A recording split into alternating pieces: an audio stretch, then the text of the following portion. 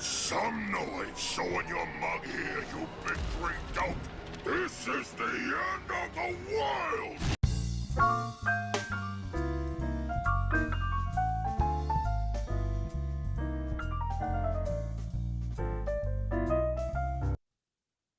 Hello and welcome back to the Movie Pope podcast. And today is a very, very special review. We are taking a look at the Fantastic Four First Steps, which premiered probably a few weeks ago. And we went out and watched it and we have some thoughts about it.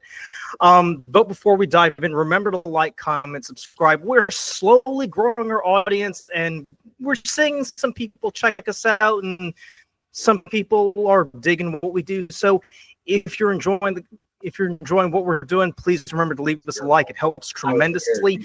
And leave us a comment below. I mean, or doing right or doing wrong. I mean, it gives us some notes. And also consider subscribing. We are pumping out a lot of content on this channel. We've got the robot on Mondays, we've got trailer Wednesdays, and we've got full review on Fridays. And we do have guests coming in doing reviews on classic movies like Cool Hand Luke on Tuesdays.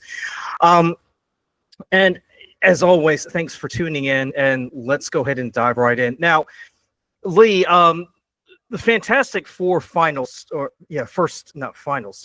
Steps. This is the third Marvel movie that we've seen this year, and this is actually the third Marvel movie we've reviewed on this channel, which is surprising because you don't really think about it until you actually look back and think, wow, that actually is quite a lot of Marvel movies that we've looked at, you know? Yeah, I mean, it's hard to not talk about it at this stage of the game because, I mean, superhero films are everywhere, right? This is like the big thing right now. We've been seeing it for, gosh, I mean, decades now, right? It's something where I don't think anyone would have known when we started off seeing like Iron Man, right? That it would build into this huge thing that became so popular. We're starting to see different iterations. We're starting to already go through the whole remake phase. So it's just it prints money, right? And because it prints money, we're here to talk more about it. So well, it's interesting. It's interesting too because the Fantastic Four are considered Marvel's first family. You know, they are. When you think of Marvel, the first team that you think of, or one of the first teams that you think of, is the Fantastic Four. And ever since to your point, the MCU's come into existence, the big question has been, how are they going to be integrated into the Marvel universe? Because at that time they were, they were owned by a different studio. So it was a question that a lot of people had been asking for years and years until conveniently Disney bought out 21st Century Fox only 6 years ago. And then the question became, when are we going to see them? Is it going to be Phase 4? And that got bandied about quite a lot because Fantastic Four, Phase 4, simpatico, it matches. And along with that, we also got the Dream fan casting where we were just speculating who is going to play Reed Richards and Sue Storm, and a lot of people were saying it's going to be John Krasinski and Emily Blunt. Yeah, and we sort of got that in Doctor Strange: Multiverse of Madness, but alas, that wasn't to be when they actually announced that the Fantastic Four were going to get a proper movie. And to do a proper review of this movie, we need to bring in 2 additional people to make it a foursome, so we could have 4 reviewers for the Fantastic Four. Are you going to really lay on the foursome for that one? I was like, oh, you had me until you had said foursome. I'm like, okay. I mean, it's just a one-time thing. But joining us today here on this podcast are the guys from Story Proof. We got Bradley Smith and Brendon Richards. Bradley, this is actually your 4th appearance now on this channel. Yes. And Brendon, it's a pleasure having you on the Movie Pope, and we hope to collaborate with you guys for further endeavors. But why don't you go ahead and tell us a little bit about yourselves before we dive right in? Ladies first. There's not much to say. I'm Brendon. Story Proof was kind of my idea. I've been kicking around ideas of like writing blogs and doing like film review and film and discussion and stuff like that because I've always been into film. I went to film school back in the day, so it kind of adds that extra layer of I'm able to really talk about that sort of thing and understand it. Where'd you go to school for film? Sacred Heart University in Connecticut. Gotcha. I actually studied film at UNC Greensboro. So oh, cool. Yeah. So we're not too far off. And Bradley, you went to Mars Hill and you studied music, didn't you? Mm-hmm. Yeah. I was like, I did not go to those schools. I did not study film. Hey, at least you got something going on there. I went to North Carolina State University. I studied business management, right? So I'm not even remotely in that ballpark. That's okay. My first degree was in political science from App State, so I'm kind of all over the place too. Mm-hmm. So the Fantastic Four First Steps, just got released a few weeks ago, and we all went to go see it. And it's been quite an eventful July, to say the least, because we've seen a lot of movies come in. Obviously, kicking off Jurassic World Rebirth with Scarlett Johansson. Lee and we did a review recently of Superman. You can check that out. Just premiered yesterday. Now, I will say this as a quick warning before we go into this review. If you have not seen this movie, please don't go any further. Check out the trailer reaction we did to Fantastic Four First Steps, or you can check out the review we did of Superman if you don't want to find out what happens in this movie. Otherwise, if you have seen the movie or you just don't care, you just want to hear what us four have to say about this movie, then proceed. But without further ado, I've yammered on too much. Lee, why don't you take us in? Yeah, no problem. Fantastic Four First Steps. Another hour. You are a movie pope, so you do well at pontificating. Yes, so thank you, Luca. And I'm just realizing we got Brad, Brendon, Lee, Luca. A lot of alliteration going on here. So, Stanley would love this, by the way. So, we got Reed Richard. Yeah, Sue Storm. Yep. So, so this is our. I'm gonna count this as our fourth outing with the Fantastic Four team, right? I'm gonna say the fourth, right? And I wanted to just talk very briefly about it, right? Obviously, this is not a Fantastic Four history story, but it was something where I think knowing, the background for what we have already experienced with it, it's cool to talk about. And I say four, right? Because it's kind of weird. We have to put an asterisk next to how many times Fantastic Four has been on the big screen, because technically the first time we were trying to get the Fantastic Four out there, it was probably a not well-known Roger Corman film that was supposed to be released in 1994, but never did. So there is some bootlegs out there for people that are very curious to see this film that was made on, I think, like $1 million budget. 1994, obviously a different time as far as inflation goes. But it definitely came in well under what you would expect to have a big film like that do. And I was curious, for anyone in the group, right? Has anyone actually seen this 1994 film? No, I was vaguely aware of its existence. Yeah, I knew about it. It's like one of those, stories you hear about, it's the Fantastic Four. It's one of those early comic book attempts, sort of in that middle ground of the early 90s where nobody knew what the heck they were doing post Superman. And it's just like, we're what, like 4-5 years away from Blade really sort of resetting the tone there. So yeah, God, it's scary to think about. So Luca, did you know anything about 94 Fantastic Four?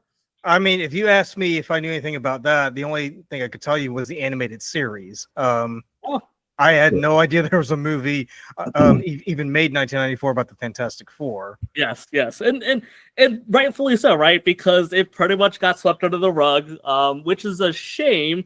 And I'm not saying that because of the quality of the film, but I know that a lot of the people that worked on it, they really wanted it to be special, right? I think we hear a lot about people that really enjoy comics, right? They like to see these things be brought to life, and I think it carries a lot of weight. So these people were very dedicated to it.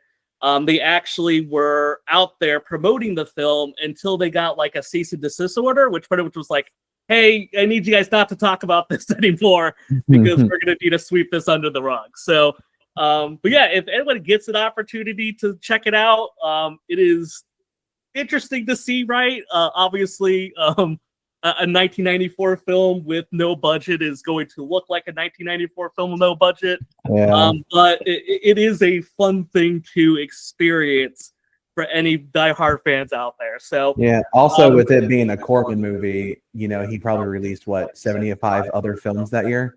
yes, So yes. would have been very easy for that one before. Yeah, I think I looked at it. I think principal photography was like 25 days. It took 25 days to shoot the whole thing. So yeah, that sounds about right.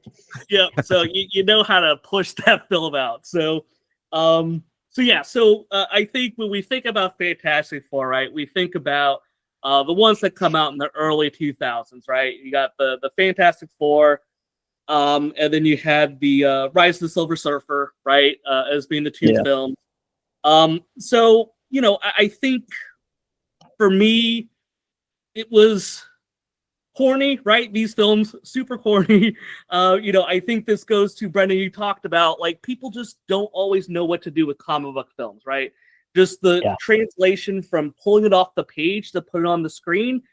Some things it's just so hard to put together, and we see that this was, I would say, a valiant attempt, right? I'm not saying that I'm going to go out there and be like, yeah, I love these films or anything like that, but they gave it a go, right? So for you guys, right, this is, I'm sure everyone's seen these films, hopefully. How do we feel about those early 2000s Fantastic Four films? I like the first one. Yeah. Because we were both born in the early 90s.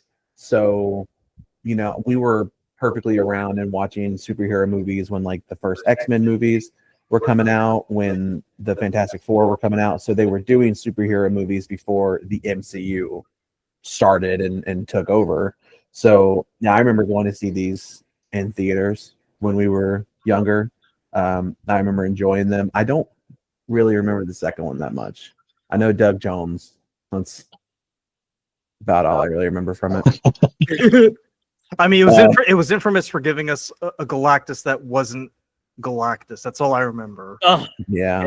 It was kind of just like his ship shrouded in like a cloud that kind of went on. You basically got only the Galactus in like one brief shot with a shadow or something like that. Yeah, Mhm. it was so sad to think about.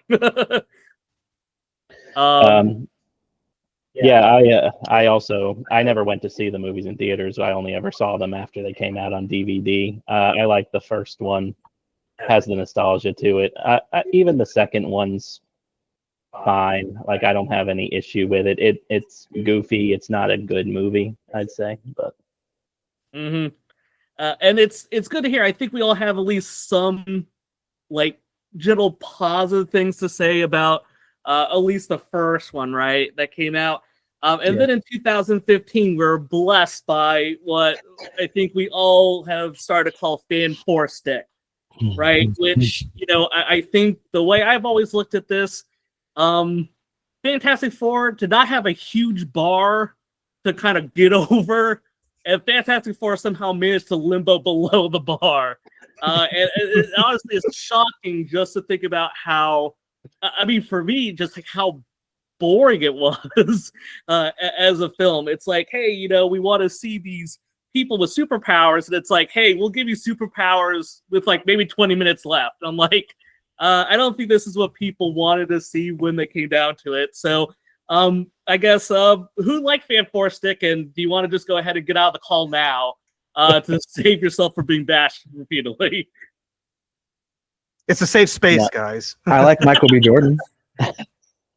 I like a lot of the actors that are in Fan Four Stick. I really do. The movie itself, like outside of its notorious sort of like production issues and everything else in between, it's not good. It exists in that sort of anti-MCU sort of feel where everything's trying to go dark and gritty because the Dark Knight trilogy did that so well without really understanding what made the Dark Knight trilogy work as well as it did.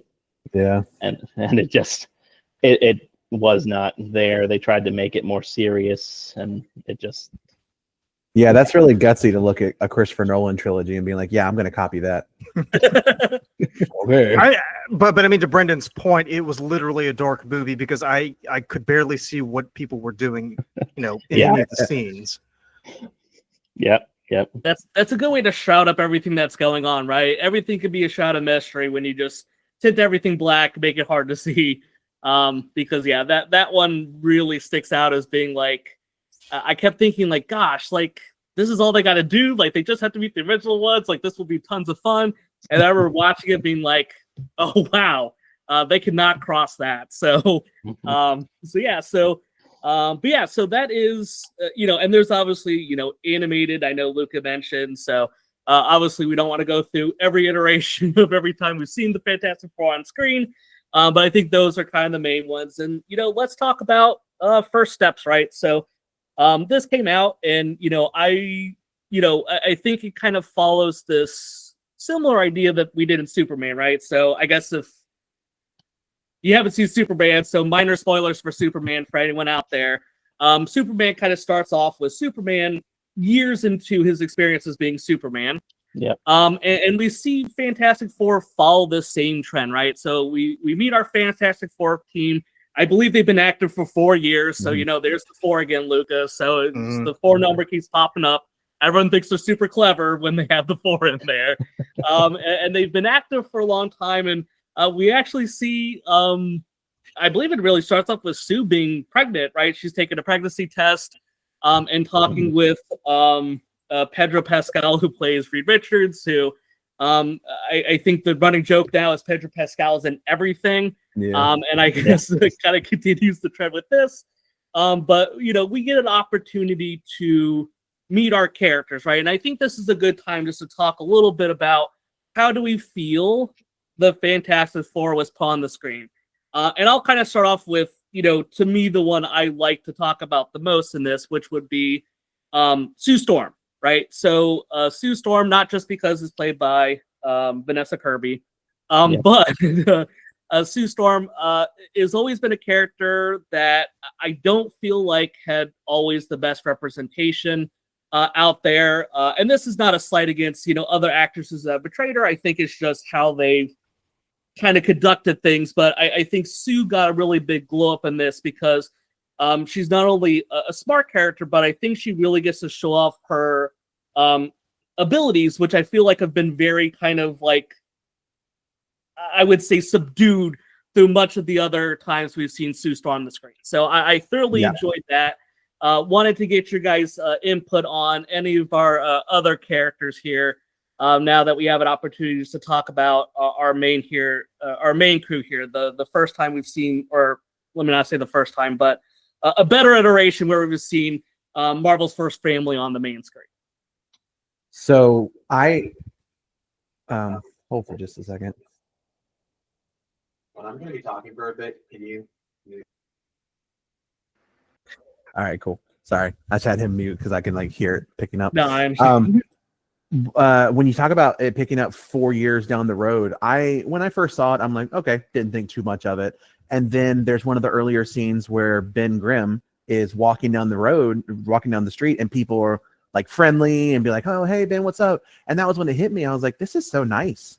To see them as heroes, they're established. They've been here for a bit, so many of, especially when you've got characters where we are starting with them. So the first Fantastic Four movie in the MCU, it's a pretty safe assumption you're going to see the team start. You're going to see them get their powers. It was a very fresh take to catch up with them somewhere down the road, as opposed to having to see the origin story again, which would just be this version's origin story. Because, when we were talking about those other movies, one of the biggest scenes in the first one is when Ben transforms, his wife leaves him.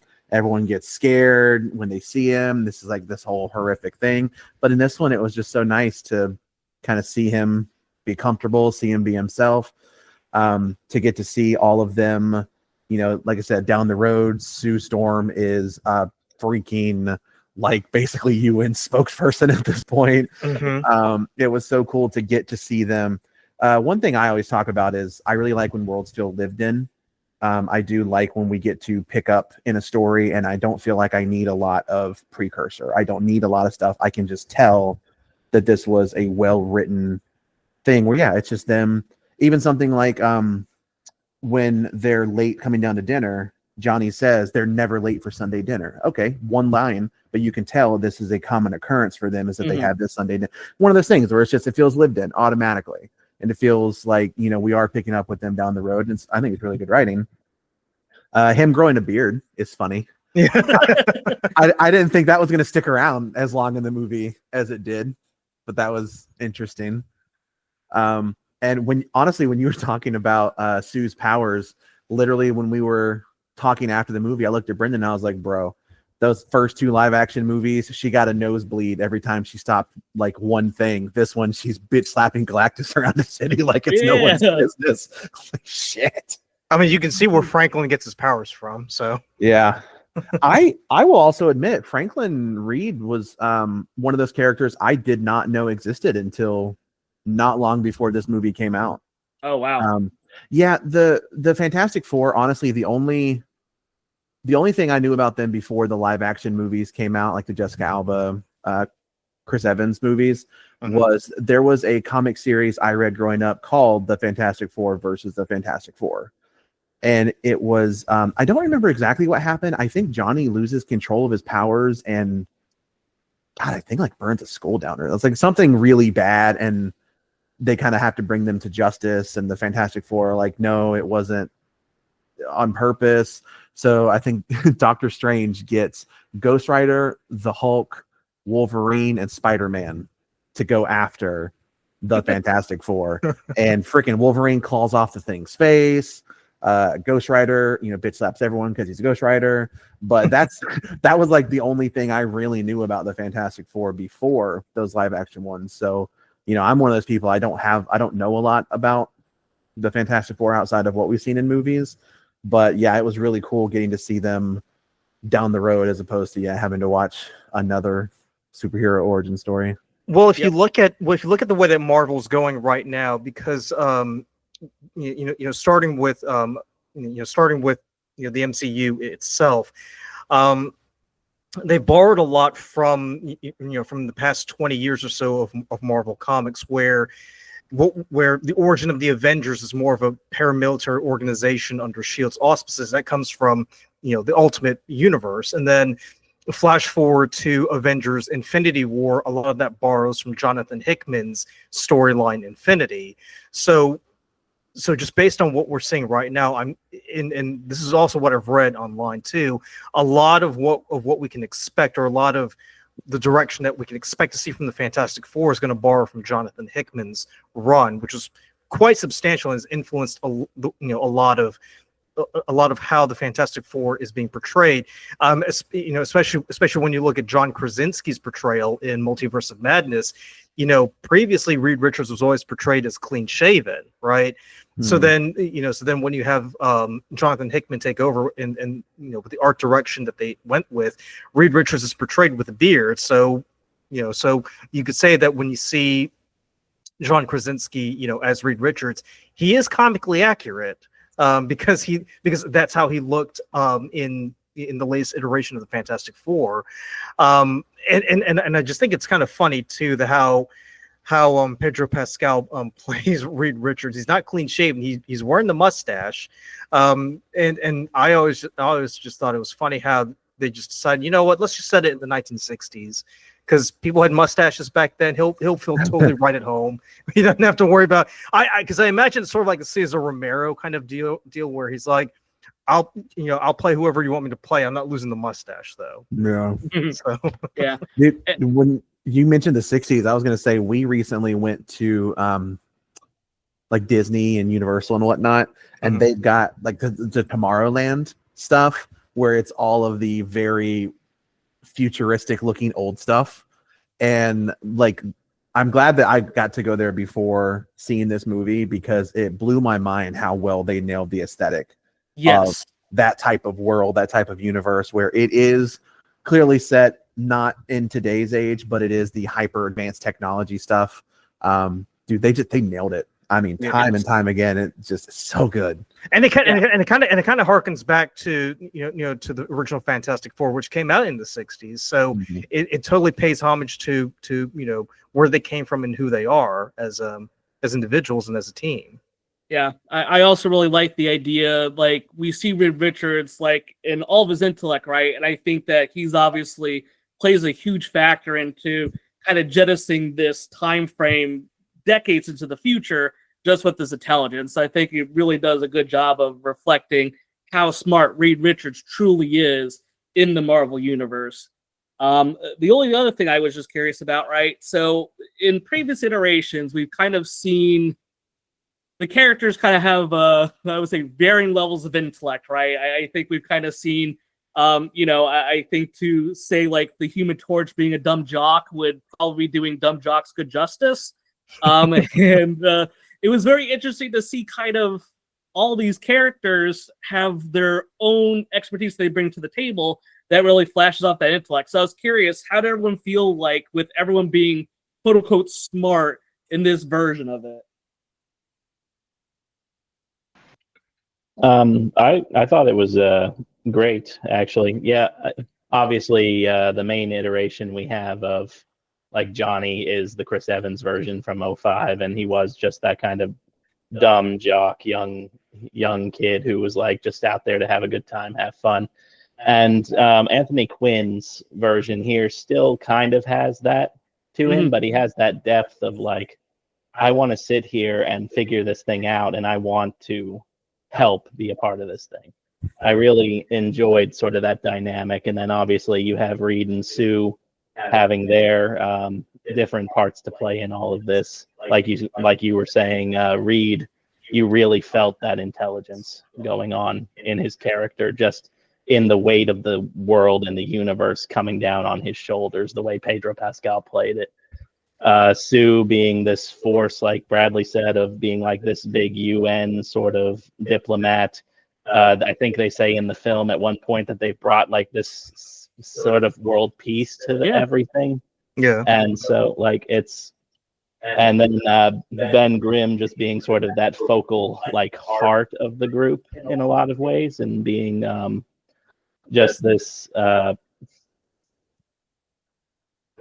am I trying? He is the rock of the group, so exactly to put a fine point on it. But I really enjoyed all the characterization for all of the characters in this thing. Well, let me ask you guys this: because did you feel like what we got in this movie, we got actually really complex characters with their own motivations and with their own expertise? Yep. To Lee's point. Yep, and Brendon, I think, said it really well, right? So we saw Johnny Storm, right? That was not only like still, he clearly was, throwing some winks there at Silver Surfer, right? But he obviously had other things that were really making him critical to the film, right? So I think that helps give us this extra dynamic of we're not dealing with kind of this one-dimensional character now. There's a whole lot of sides that go into this where, he's obviously still, a little bit more on the, chasing the skirt kind of as the person. But obviously we see, how critical it is that he wants to, protect, Franklin, and he wants to really be a part of the group. And I think that bond is just so well reflected. Brad talked about this a lot, where it just feels like we kind of jump into this comfy family 4 years in, and we don't have to see everything to know like just how they interact with each other. They're a strong group. So I definitely did like that. Let me ask. Well, I was also going to say too, because what I also really think is interesting is the fact that we're, to Bradley's point, everybody is comfortable around these people who have extraordinary abilities. It's not like, it's not like with what we see in, in the mainstream Marvel universe or Earth 616, where at times the Avengers are seen as, Earth's mightiest heroes. And at other times it's like, well, I feel a lot safer if we have them behind bars, because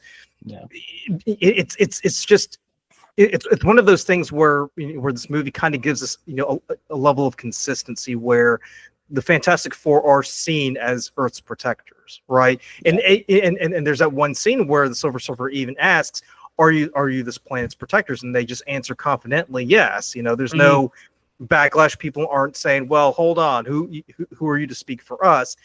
There is a level of trust that's placed in them, which is sorely lacking in what we've seen in superhero movies, because previously, whenever we've seen superhero movies, it's always been about, well, yes, people don't like us, and yes, people don't trust us, but it's our duty to protect them, and to safeguard them. Where at the end of the day, it's kind of nice to know that that people who are doing this kind of job are appreciated for the work that they do.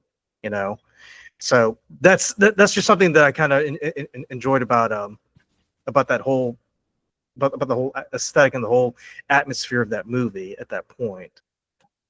Yeah, it really played into the nostalgia factor of the 60s. And, in the 60s, even in our real world, there was so much like expectation and hope for like the future and what humanity could do with science and everything else. Look at like the Jetsons and the Fantastic Four, everything else going on. And in this world with the Fantastic Four, they kind of are living that expected reality, the 1960s space age optimism kind of thing. Right. Whereas the MCU kind of, I think actually James Gunn kind of put it best in talking about Superman, his recent Superman, is the MCU takes place in, for more sense than not, the real world, the modern world.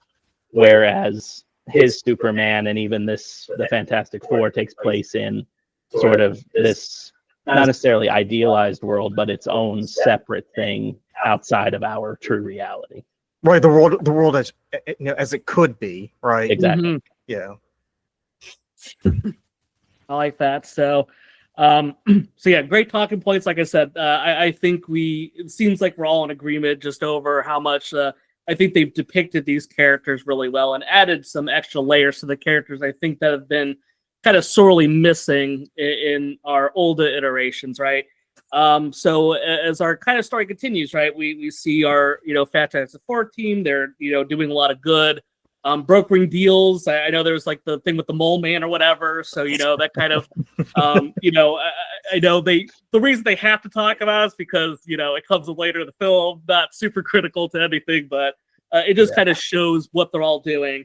And then we get to meet, eventually the Silver Surfer comes, this time the female version of the Silver Surfer, which I have to throw out there because that's always going to ruffle people's feathers when it comes down to how we do stuff. So we have the female Silver Surfer. I don't know why that's such a tongue twister for me.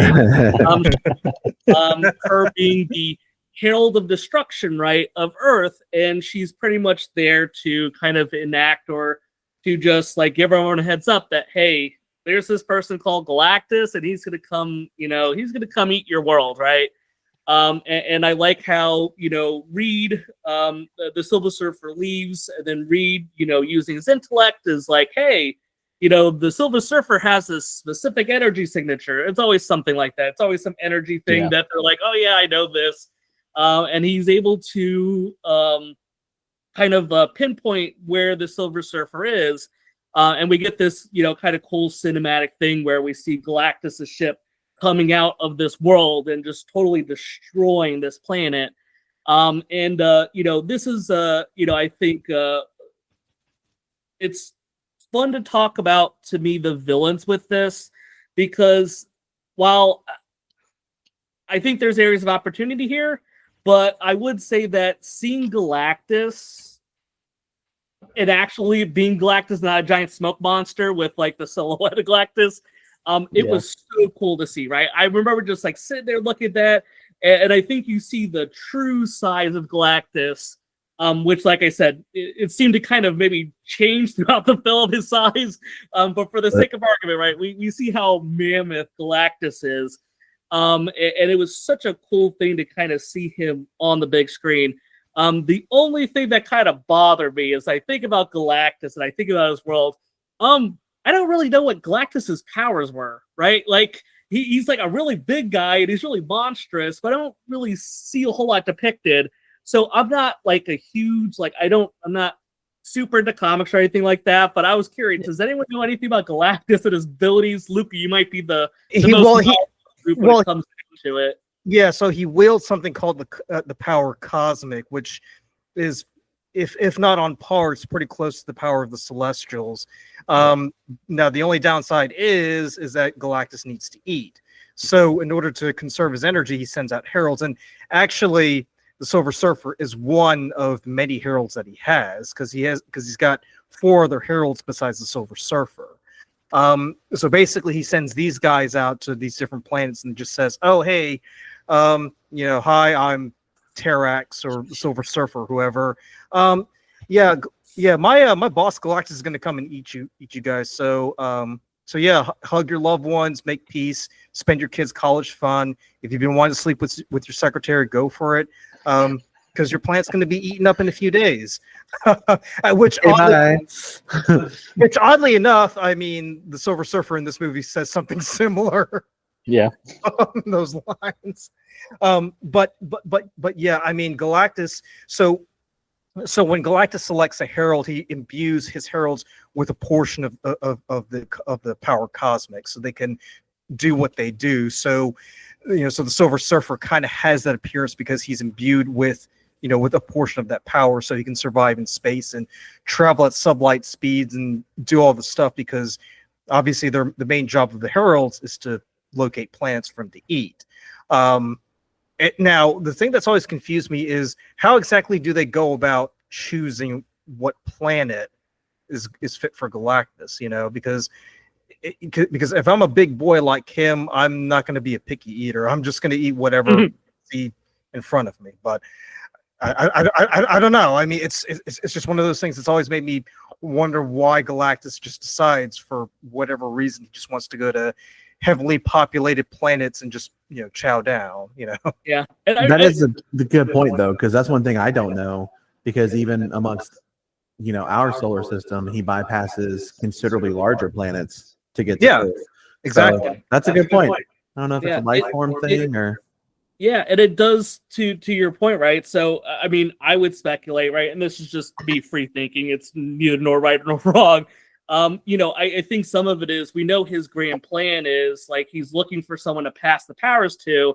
So do you want to go to these heavily populated places where you're going to find an entity, whatever it is, to be able to pass around? So obviously on a deserted planet, ain't going to be anybody there. But, Earth has got all these weird humanoid things there. Maybe one of them is going to be able to take my power. So yeah, but it is very interesting, right? There's obviously billions of planets out there, more than we can even count. Unfortunately, I guess Earth drew the short straw when it came down to Galactus showing up.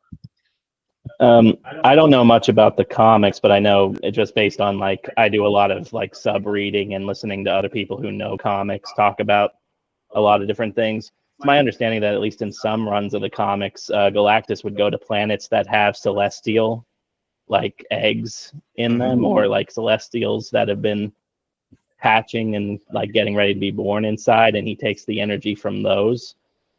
Apparently there's some sort of connection there. Yeah, but I think that might be because he kind of does what Ego kind of did in Guardians of the Galaxy. Which would make sense because if you are wielding this extremely powerful ability, you are going to need to replenish with something that can power up your cosmic powers. I mean, it's like if you're an athlete, do you want to? I mean, do you want a carbo load, or do you just want to eat a whole can of Pringles before a race? Yeah. Yep. And I think too, right? We have the Herald, right? The Silver Surfer that shows up here. And I would say in both iterations, right? I've kind of really enjoyed the whole idea of this character, right? It's a very much, we have to kind of call them the villains, right? Because they're obviously doing a lot of bad things, but they're obviously not there because they want to be there, right? We see kind of this backstory of the Silver Surfer, where she pretty much becomes the Herald because she wants to protect her planet, right? Her family, right? So I think you kind of see this character that's here that doesn't want to be here. When she's kind of confronted with all the death that she brings, it, freaks her out, obviously. I think that's always been something very compelling about the Silver Surfer character, is the fact that I mean, they're having to do this under. I mean, they're just being bullied into doing it, and I think that always creates this very interesting character dynamic of you're kind of rooting for this character at a certain stage because you know that what they're doing is not what they want to do, but they're having to do it because it's the only thing that they could think of how to protect the people that care to them. So always kind of thought that to be very interesting. And I mean, you could make the argument that the Silver Surfer is like, hey, what happens when Galactus comes and you fail? Whereas where we see with the Fantastic Four, it's like what happens when Galactus comes and you're able to succeed. So kind of an interesting thing to see how these kind of two things clash throughout. So, but I've always liked the Silver Surfer. I always think just such a cool character, and I didn't freak out when it was female. So, but I know just one of those things I really like. So, any other thoughts about Silver Surfer or Galactus that you guys want to share, talk about? Dude, Ralph Ineson has the coolest voice in the history. I know, right? Like, God, everything he does, I'm like, dude, your voice just gets cooler as it goes. Like, it's almost obnoxiously deep, and it's so fucking cool. I did not know until maybe like a week before it came out that he had an actual suit that he wore. Like, I thought it was just going to be very much like a Thanos thing where it was just motion capture, all CGI. I saw him in a face full of purple makeup in the full outfit. I was just like, I did not expect that. But he's especially, I think he's an especially good pick, partially because honestly, a lot of it's because his voice. I think he's a talented actor, but I like that he brings a lot to Galactus where it's just like presence. Yes. A lot of his voice, the way he carries himself, he has a lot of presence without having to do a lot, and I think that is perfect for Galactus.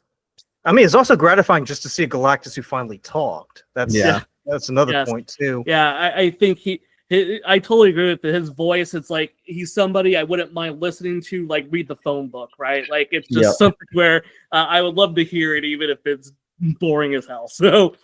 Well, let me ask you guys this because for the most part, we're not really too familiar with the Fantastic Four. Usually when people ask you to name like a Fantastic Four villain, like the two that you think of are either going to be Doctor Doom or Galactus, right? Yeah. I mean, now if you ask me, I would probably say Super Skrull. That's because I kind of dig a little bit deeper. But when we did our review of Superman Lee, one of the biggest gripes that we had was the fact that they overstuffed it with so many villains. Do you feel that in this case, because they just focused on one villain, it kind of made the story and the flow of the story a lot better, more watchable, more entertaining?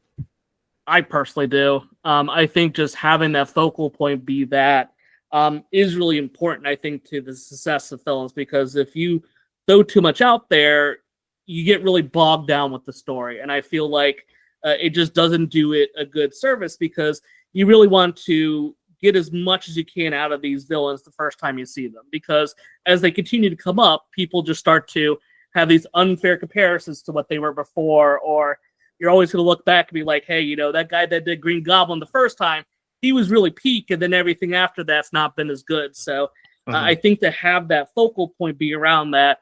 Now, I will say one of the things I wish they did more of was I wish we did get to see more of the villains, right? Especially Galactus, because I think we kind of see him in just some small burst. So I would like to see a little bit more, or maybe see him be able to use his powers a little bit more, even if it was in a few short scenes.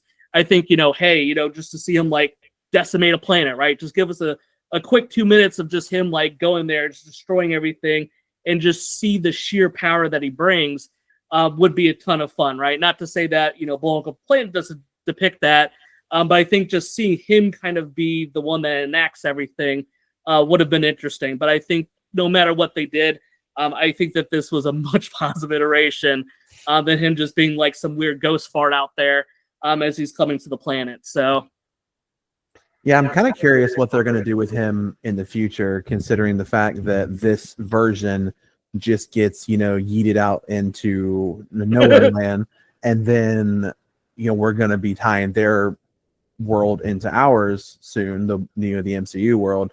So I'm curious if Galactus is going to show up again, which I assume he will. But if he does, is it going to be the one that they launched into space, or is it going to be the one from, or shit, are they going to pull a Dragon Ball Super and we've got 2 of those super powerful creatures? God, that would suck. I'm Galactus 1. I'm Galactus 2. I'm the fuck out of here. It's going to be like Monitor and Anti-Monitor in the DC universe. You know? Oh, God. But yeah, I do like that they showed enough of his powers in this that you realize how much of a threat he is, and the fact that they never plan to almost like defeat him. They just plan to get rid of him. Yes. Like they don't make a plan. Okay, can I make a weapon that can kill Galactus? How can we use our powers to kill him? No, immediately they're like, this dude eats planets like it's going out of style. We are 4 people for the most part. Let's just get him out of here. You know, separating him from a ship and launching him out to space is a good idea. So I do. That's one thing that always kills me, particularly with MCU stuff, is how often they'll have a really good villain and then they kill them in one movie. Killmonger is always one of those that I kind of really wish had stuck around a bit longer. But I think this did a good job of showing Galactus as powerful, a genuine threat. They defeat him, but they don't kill him. So clearly he's open for stuff to come back in the future. I'm just curious of what version it's going to be. Yeah. No, awesome point. I really like that because, yeah, it does bring up this idea of what you do with them because, I mean, there's other times where we see, like, really powerful, and I like how they dealt with it in this version, right? Because there's other times where, like, we see with the most recent Captain America film where, you're dealing with, like, the Red Hulk, and I guess, sorry, spoilers for anyone that hasn't seen Captain America, because now we're talking about that one now, too. So I guess you'll have to put 3 things in there, Luca, for what we're going to spoil. But, you have the Red Hulk pop up, and literally the whole conflict is like, okay, Captain Falcon versus Red Hulk, who's going to win? And you know that, obviously, there's no way Red Hulk could be defeated, right? So, like, you have to know, like, it's never going to work out. So eventually it's just like he kind of gets talked down. I'm like, God, that's so lazy. Whereas in Fantastic Four, it's like, hey, we have this monumental thing in front of us. We can't defeat it, but what we can do is we can just bother the hell of it by transporting it far away. And really all we're doing is we're just slowing it down, right? We're not even really defeating it. We're just kind of putting a Band-Aid until it's like, hey, we'll deal with that in the future. For now, he's out of the picture. That's what I think. Yeah, it's kind of like delaying the inevitable almost. Yeah, I guess so. Yeah. Yeah. So our Fantastic Four team, right? They confront Galactus. And Galactus kind of proposes this deal, right, to spare Earth. And what he wants is he wants to get the unborn Franklin Richards, and he wants to pass his powers to him. Now, Luca, I noticed we talked a little bit about Galactus's powers. One of the powers I didn't hear you talk about was Galactus's ability to induce labor on pregnant females. Because that's exactly what he does, right? So he induces labor onto Sue. The team obviously is not a fan of giving up the unborn child. So they end up escaping. Once again, kind of this interesting combination of Reed Richards like using his brain, because I think they go near like a collapsing star or a black hole or something, and you got like time dilation and all this stuff. So we're not Star Talk or anything like that. So we're not going to get into all the specifics of that, like Neil deGrasse Tyson. But they're able to escape, and they're able to get back to Earth. I believe it's like a month later, right? So they show up a month later. I feel bad for all those people that have just been sitting there for like a month, just waiting patiently to get news about are we going to die or not. But they return. And they kind of have this really quick news conference, right? And I specifically wanted to talk about this because it was something that kind of bugged me with how it happened. And I wanted to get some other people's input on it, right? So we have Reed Richards, right? They're posed the question like, hey, what happened with Galactus? They have to admit that they weren't able to beat him. They pretty much just blatantly ask him, like, hey, well, what did he ask for? And Reed mentions that they had to give up their son. And this was something that kind of bugged me, right? Because, I think Reed Richards, right, the smartest guy in this universe, right? More than likely, at least like top 5, right? I'm not going to, do power levels on people's intellect. But, obviously is a very clever person. I found it very odd that he would admit that, knowing full well, right, that humanity would probably have some mixed reactions, to put it nicely, to that news. So I wanted to get other people's input. Was this a dumb move by Reed Richards, or does this seem to be kind of on par with what you would expect out of him? Based on kind of how Reed's character was set up throughout the first part of the movie up until that point, it kind of made sense to me. We've been shown that he's very much this intelligent character who has this sort of like moralistic bent to him. He's thinking about the consequences of actions, between, like, he didn't make the suits good enough the first time they went into space, which caused everybody to get these powers in the first place. He's thinking, okay, we're 2 superpowered people, so what kind of powers, what kind of issues is our child going to potentially have because we have these mutated genetics? So throughout the film so far, we've been shown that he's very much of this forward-thinking and moralistic sort of mindset. So it makes sense to me that he would be forward and straightforward and honest with them, even to a fault, in that way. Interesting.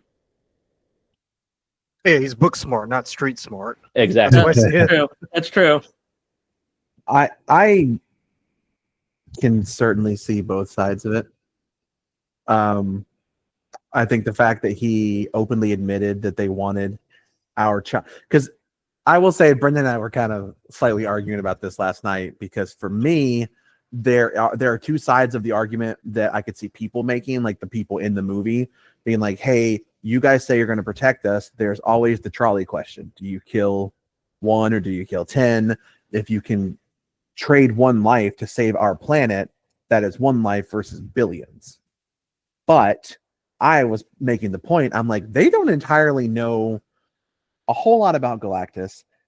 This dude is saying something about cosmic stuff, and he put her into labor in 2 seconds. Is he going to eat the child? Is he going to make the child evil? Is he going to absorb the child? Is he going to say, cool, thanks, and then just flick your planet off to existence anyway? I'm like, I think there are too many variables that they could definitively say, because they have no assurances that if they turn over the kid, yes, it is going. I mean, why would they trust?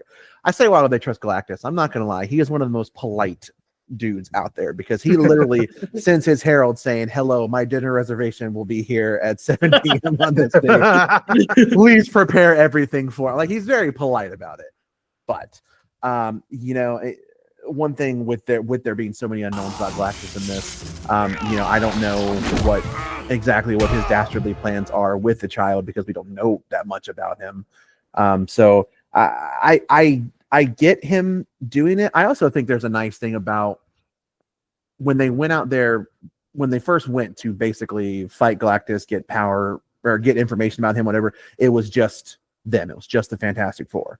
One nice thing I like to see in this movie is the idea that the entire planet comes together to save the planet.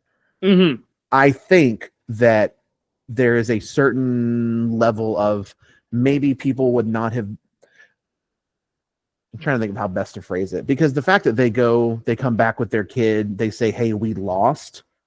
And then everyone's just like, well, what are we going to do?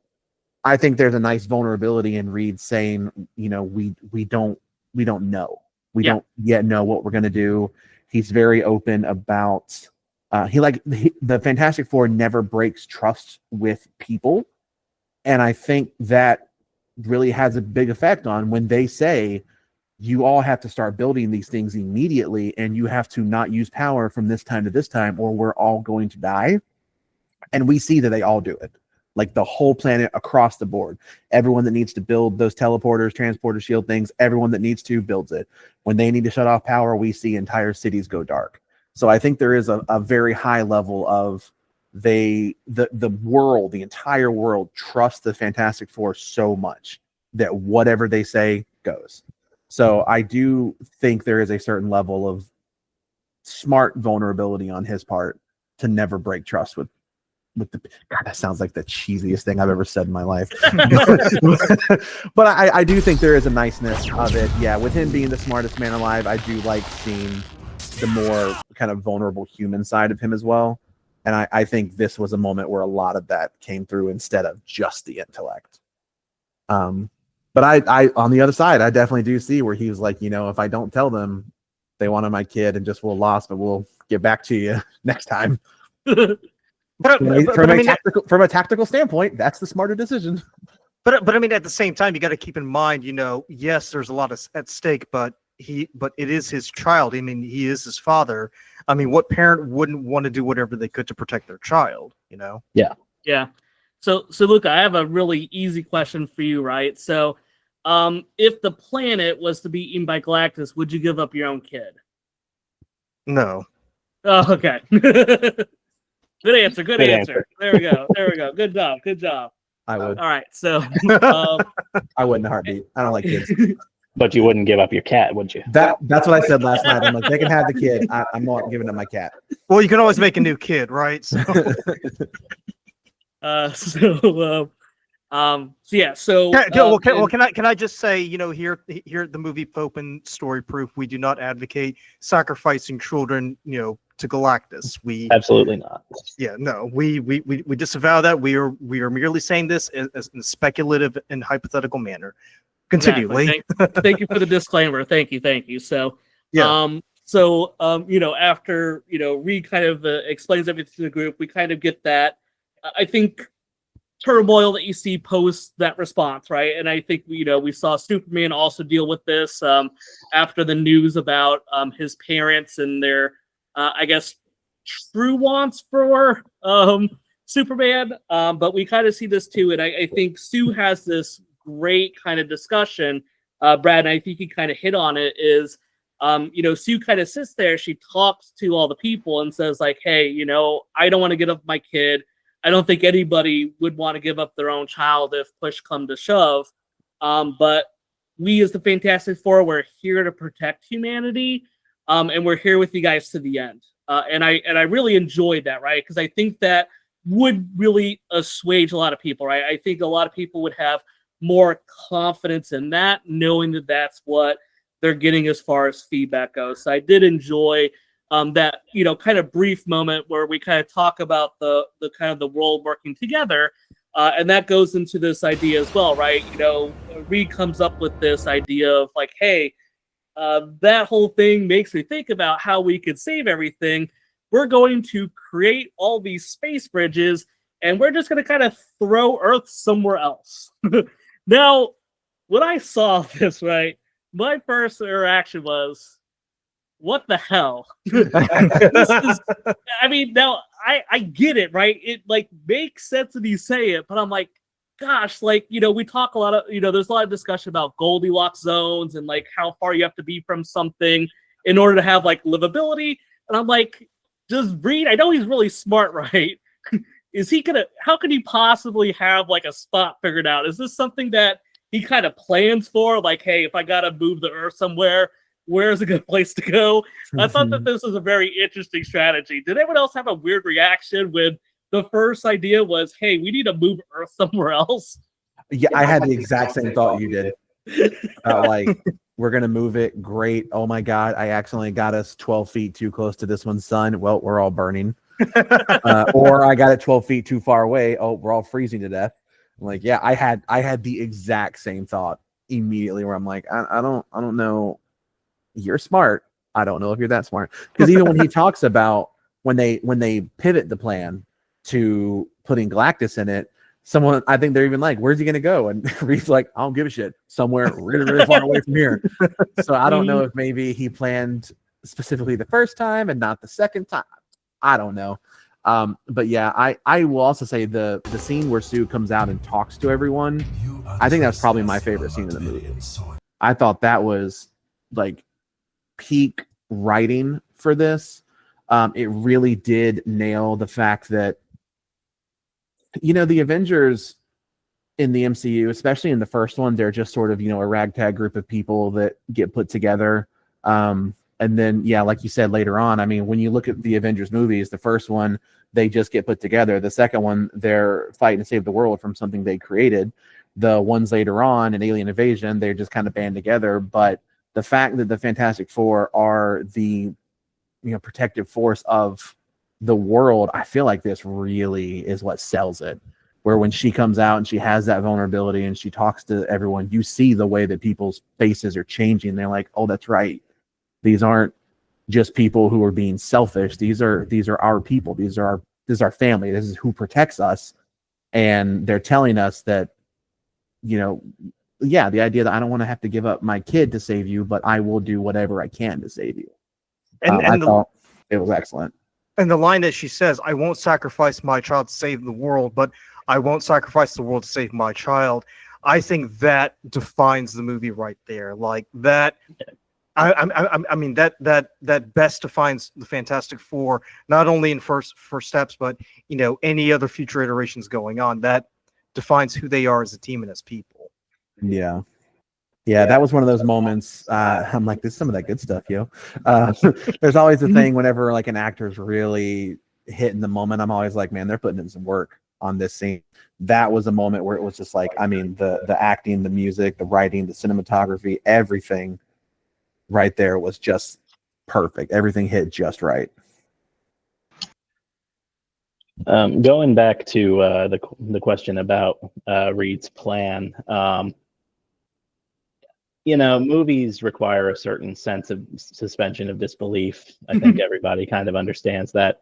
If you tell me that Reed Richards is the smartest person on the planet, and he tells me, they even drop in a line of dialogue that he like found a habitable zone where they were going to teleport the planet to. So I can kind of buy that if anybody could figure this out, how to do it, it's Reed Richards. So I didn't have as much of an issue with it. Like logically in my mind, if it were the real world, yeah, I can. There are so many problems with this idea, but within the world of the Fantastic Four movie, if anybody's going to accomplish this, it's Reed. So that's kind of where I'm at on that. That's funny enough. That's the same attitude I have, because it was like, well, Reed Richards, plans for these things, so yeah. So he's probably got something in his back pocket for a moment just like this, Yep. And actually, I want to call out something really quickly for Brad, because he mentioned the writing and how that scene kind of unfolded. And I totally agree with you. I think this is a perfect example of when you have good writing, it makes the whole story flow so much better. And I'm going to take a quick shot here at Superman, right? I'm going to take a quick jab at it, right? One of the biggest complaints I had with it was this idea that everyone turns on Superman because there's this like hologram message that was destroyed that now all of a sudden got put back together, and a bunch of linguistics came together and like had this whole story. And I'm like, this is so far-fetched. Like, who's actually sitting here believing this? Like, we're right now going through all this stuff with a certain guy that was in prison that's no longer with us, and how there's like a missing 2 minutes of film and everyone freaks out about it. But then in Superman, we can just like put things together and a bunch of people can learn the Kryptonian language in a few minutes. And I'm like, God, it was just so inconceivable. Yet in this, right, you take a similar idea that, this is where the world's kind of turning on your hero, right? But in this one, it's much better done. It's more plausible, and it feels a lot more human than anything we got. So I did want to call that out, because that's a great point and something I wanted to talk a little bit about. Well, it's more well thought out. Yes, as well.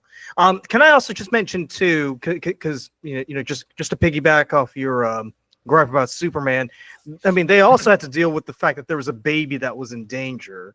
So a part of me kind of feels like, how much did Matt Shakeman look at James Gunn's script and think, I'll have a bit of this, I'll have a bit of that, I'll have a bit of this, I'll have a bit of that, Yeah. and kind of just incorporate it. And I'll even say too, like the elements he took from Superman, he kind of made it better, really. Which is a shame because we've seen what James Gunn could do. It's just, I don't know, like Superman just came out as a bit more, I guess, I don't want to say lazy, but it could have done with more improvements than what we got. Whereas Fantastic Four, it's like, they're just hitting the beats, and it's like they're not missing a step. Like you can follow along, you can appreciate what's going on, and you can believe what everybody's doing because it makes sense. Yep. So before this becomes the Superman review part 2, I do want to go ahead, right? And I think we like you point out, right? We're having everyone conserve power, right? So we're going to use these space bridges to kind of yeet our planet somewhere else into a place that we're really trusting Reed's going to send us to a good place. That's not going to burn us cold or freeze us, or doesn't have some type of poisonous air. So a lot of different variables there. We see them all activating these teleportation space bridges. I forget what they called them. But they're all being activated, and we see that the Silver Surfer showed up and is destroying all these space bridges across the planet. Seeing that's like the whole planet, right? Like you see how quickly she's able to get around the whole planet and destroy things. So I think it just goes to show you, right? We know that she has immense power. She could go like faster than light travel. But she's really good at around here and destroying all of these. And we see that there's one left, right? The one that's in Times Square. And Johnny kind of confronts her. And I, really kind of liked how this confrontation happened, because I think that the Silver Surfer probably too strong of a character just with what we've seen. That makes me think that they're going to be able to defeat her. So what do? They kind of plead to her humanity or whatever's left of it, right? Having her kind of confront the fact that, she heralds in all these planets, and I think a part of her probably has, she goes there, she, does what she needs to, but she probably doesn't take place in the actual killing part, right? So I think a part of her, she can kind of like block it out of her mind, like, all I'm doing is just bringing someone here. I'm not doing anything. But when she's confronted with the screams of the people that are dying at these planets, she kind of gets this kind of like breaking point where she runs away. And I thought that was a very interesting thing to do. Now, it does kind of feel like she kind of zoops off screen for 10 minutes and then just magically appears at the end. Yeah. I wish maybe we could have seen more of like her having that conflict in her head and what she wants to do about it. But I did really like this, and I think this goes to another reason why I've always liked that Silver Surfer character, because it's a character that's in turmoil, personal turmoil, and just doesn't know how to deal with the situation. Yeah. So anybody, I'll throw it out there to anybody if anyone wants to add anything to it. I didn't really have a whole lot of talking points for it, but I've always liked that depiction of what they do with it. Yeah, I like that in this one. When the Silver Surfer is having all of their come to Jesus moment where it's like, oh my God, this is what I've been doing. I like that it isn't focused on their planet or the fear of their planet. It's not what could happen. It is what has happened. I always have felt bad for the Silver Surfer because they are a herald. I mean, Galactus is the one doing all the stuff. If you're not the one out here doing it, someone else is going to. You're not going to stop Galactus by quitting your full-time job as his herald. He's still going to show up and do what he does.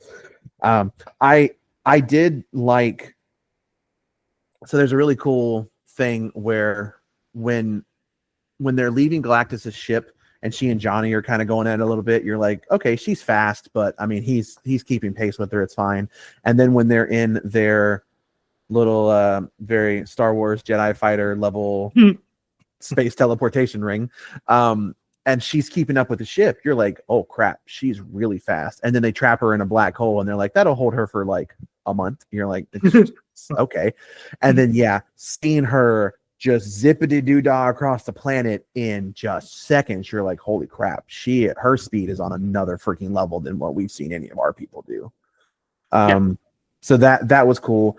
With the scene with Johnny, I was gonna say one thing this movie does remarkably well is the passage of time.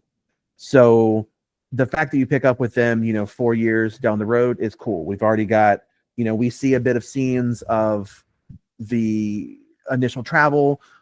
We get, backstory and stuff, and then we get to see them now. But this movie takes place over the course of a few months. So really by the end, a couple years, because Franklin's grown up a bit.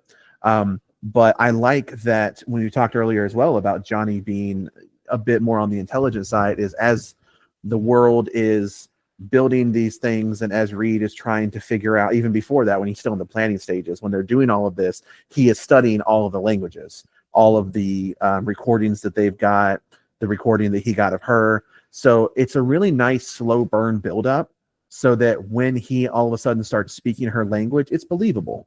It's like, yeah, this isn't something he pulled out of his rear end 10 seconds ago. This is something he's been working on for months, and we've seen it. So I do really think that was a nice buildup of this story between him and the Silver Surfer. So that, yeah, when he starts playing all these tapes and starts speaking her language, you're like, yeah, this is such a good payoff for that. That's another thing, which is good writing, good character work.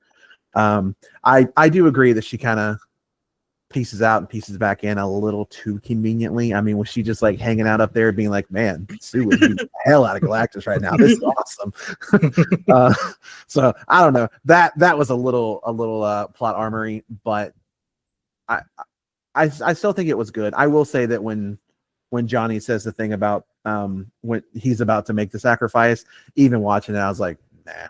Silver Surfer's about to be here. Like I was like, nah, I know what's about to happen. But it was still a nice moment. I will say this Silver Surfer as well. The actress that plays her, I'm not really familiar with. I thought she did a good job. Yeah. But I do like, as much as I love the earlier iterations of Silver Surfer, I thought this one was very good. I like that you get to see this one kind of be humanized a bit more as the film went on. So I really hope this iteration of this character, I hope she comes back. I would really like to see her in future installments, because I think they did a lot of character progression with her that I would kind of like to see where it pays off in the future. Yeah, you hope she survives Secret Wars into the new MCU, huh? Yeah. Not to mention whatever is going to happen in Doomsday. So, and two, I like the fact that because this takes place so much in the future, it's almost like we're seeing like Johnny grow up, right? Like that was always one of the big talking points in the first one, is just like, you're such a little kid and everything like that. I like to think that, if we saw more iterations of the character, we would see him kind of slowly, kind of get out of that like kind of adolescent phase that he's kind of portrayed in. And now we're kind of seeing him as like an adult that understands what he's kind of going through. So I think some fun things there that I like in my own headcanon I can kind of piece together. But with the destruction of all these little space bridges, now we need to go ahead and come up with a very quick plan B, because obviously now we just have the one portal. So the decision becomes, well, we can't teleport the Earth now, but what we can do is we can teleport Galactus somewhere else.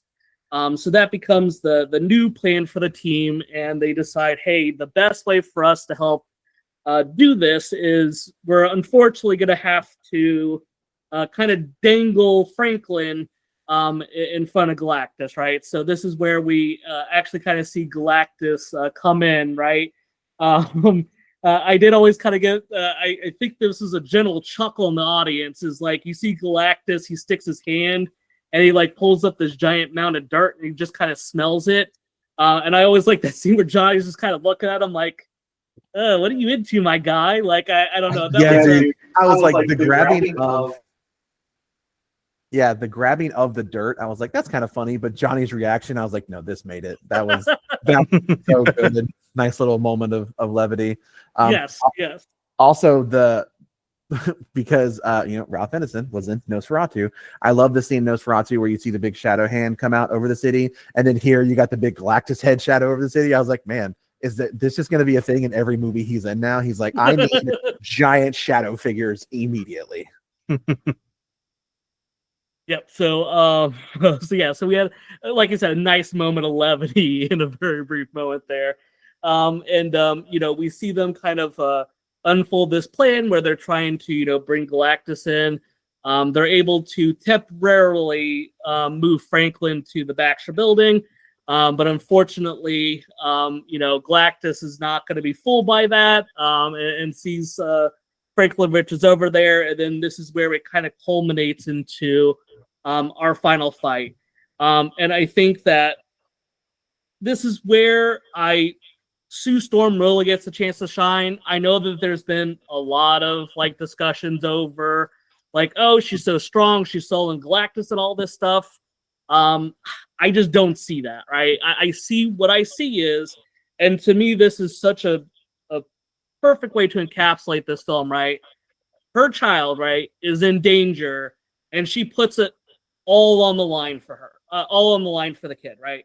And to me, that just goes to show, this is the first family, and she's willing to die for her kid, right? She went out there to all these people, right, in this speech and talked about how we'll be here for you, and Sue is willing to put it all on the line, right?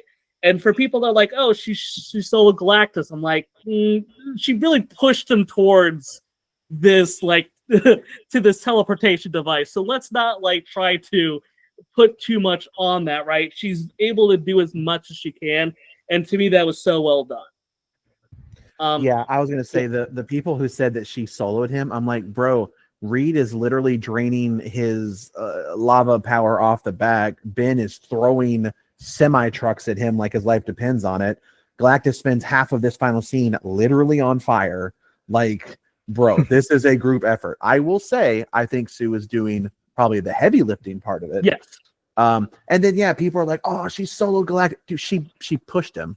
She moved him. She did not Scarlet Witch him. This is a very impressive feat of power of her, but I mean, if it wasn't for the teleportation, what would she have done? Tripped him? I gave my entire life force, all that for a drop of blood. She is powerful. Don't get me wrong, but it is a group effort. I do like that it is all of them together. One thing with Ben and this one in particular that I really like, there's a thing. So I really like Hellboy. Hellboy is one of my favorite comic book characters of all time. I know a lot of people didn't like the David Harbour version. Fair. But one thing I really liked in that one is how fucking strong Hellboy was. Yeah. I was like, yeah, this is what I think he should have been. This Ben Grimm, for me, strength-wise, I'm like, this is what I wanted. We see him in the other live action ones where there's a car or a fire truck going out the side. He's struggling to hold it. This one, he's just picking up the whole fucking truck and throwing it like a missile. I'm like, yeah, that's what I want. That is exactly what I wanted. Well, you remember earlier we saw him towing a ship. He goes right to the harbor and he's just dragging it and he's not even breaking a sweat. So yeah, him picking up the car for the kids. I'm like, this is the strength level that I really want. I want the thing to be at this level, which I really did enjoy. The freaking scene where Galactus, so Johnny burns his eyes, and then when he torches everything, and Galactus just casually walks around the edge of a building, just complete chest on fire. I'm like, that's some big dick energy right there. He's so unfazed by being on fire. Yeah, and I love the fact he mentions all you are is a bunch of bugs, right? And I think that just perfectly encapsulates, right? We're sitting there oh my gosh, Johnny's sitting there, torching this guy, and he's not even impacted. He's just walking through it like it's nothing. So yeah, I think does go to show you just how powerful a villain it is, and how it really is just a team effort just to do enough to push him towards this teleporter to get him out. So. But we see, Sue is able to push him back towards the teleporter, and we see him kind of get, I guess, absorbed by everything that's happening. But then you see, Galactus, you start to see his hands come out because, that's always what happens in these films. It's you think it's done, but it's not done yet. And you see Johnny is like, hey, you know what? I'm going to go in there now, and this is going to be my chance to shine. And then, all of a sudden the Silver Surfer just kind of is like, hey, sorry, I'm going to be the hero of this version. and she's able to go in there and she kind of just pushes him out of the way, and she's able to, I guess say sacrifice herself. I know we can't really assume that she's dead or anything. She's just kind of in a different place, but obviously she puts everything on the line to save this planet, and is able to push everything away. So, Brad, I'm sorry. It looked like you're really interested there. I want to make sure I didn't miss anything for you to chime in on. It was just so funny that Johnny's like, all right, my superhero moment. And then Silver Surfer just comes up and goes, no, bitch, my moment. Yeah, and she does. She like looks right at him, and I'm like, oh, that's such a good point, right? Like, because I think you see that connection, right? Like, this was Johnny. He really kind of got to her to help open up her eyes to everything that's going on, and I think that her morality, right? Whatever I know she's not a human from Earth, but she's humanoid like a lot of people are. But she's able to kind of come to terms with what she is. They're able to do that. Now, I will say this, right? This is one thing I wish I would have seen more on, and I would love to get your guys' opinions on it, because I think we see a lot from Sue, we see a lot from the Human Torch, we see a lot from the Thing. I feel like poor Reed Richards he just like has this like I'm rubbery, and I just don't feel like they did a good job of showing what he's capable of. I know he kind of has that one sequence where he's like climbing on his back and he's able to do stuff, but I don't know. I kind of felt like I would have liked to see a little bit more out of his character as far as like superpowers go. Did anyone feel like maybe Reed Richards kind of got the short straw of the bunch when it came to him using his abilities? I mean, from the stretching standpoint, yeah, he probably had the least amount of sort of showcase of his powers. I think what they did with him was really interesting, especially showing the point where Galactus is stretching him, and it shows him in pain because he's actively not trying to stretch. So it kind of gives you that kind of idea of how he stretches versus when somebody's forcing him to go. But it might be a bit cliche to say, but I think the biggest superpower Reed has is that intellect and just sort of being able to see everything as he goes. So I think in that respect, we did see a lot of Reed's sort of power set. We just didn't see the stretchiness as much, but what we got, I think, was good. I think it looked good. So yeah, no, absolutely. And that's a great thing to point out, because I think that a lot of people, I see like a lot of people commenting about this stuff, and a lot of people saying, hey, Reed Richards just kind of didn't get it. And they show like him getting stretched, and he's like stretched a little bit, but in other iterations, like he's just stretching over like it just feels like he's just a elastic band that never ends. So I think just kind of a different iteration where they focus on some other things, not necessarily his I guess he's kind of like Luffy for One Piece, right? His rubbery power, so to say. So, but yeah. So, the group is able to save it, but we see that Sue, post battle, is dead, right? And I remember me, Luca, were with somebody, right? And she was sitting there, and I could hear her crying, right? And I'm like, don't worry, right? Like, I think you've seen this before, right? It's gonna happen. I don't think that changes like the emotions of the scene, because I think they played up really, really well, right? And then for people that don't know anything about Franklin Richards, right, I think this was probably that like, oh my gosh, because you see they put little Franklin on top of Sue, and we see Stu gets brought back to life, and I think that this is kind of where we get to meet a little bit of Franklin, who, like I said, I don't want to get into a Franklin discussion because we didn't really see much of him in this. But Franklin Richards, for people that are not familiar with it, is arguably probably one of the strongest, like I would say, characters in the MCU universe, able to create like pocket dimensions, multiverses, and everything like that. Like, this is one strong little baby, right? So I think, for people that are curious, I'm very curious to me, right? We've talked a lot about like what do you do with Galactus in the future, what do you do with Silver Surfer in the future. My question is, what do you do when you have a character that's able to bring people back to life? So that to me is what I'm really interested in. What do you think they do with Franklin Richards? Because I think that the only way you really have him show up in the future is you have to really just strip his power somehow, right? Or Yeah. make him less powerful. Or I know in the comics, like some things that he does is he gives himself like a mental block, so he's not aware of how strong he is.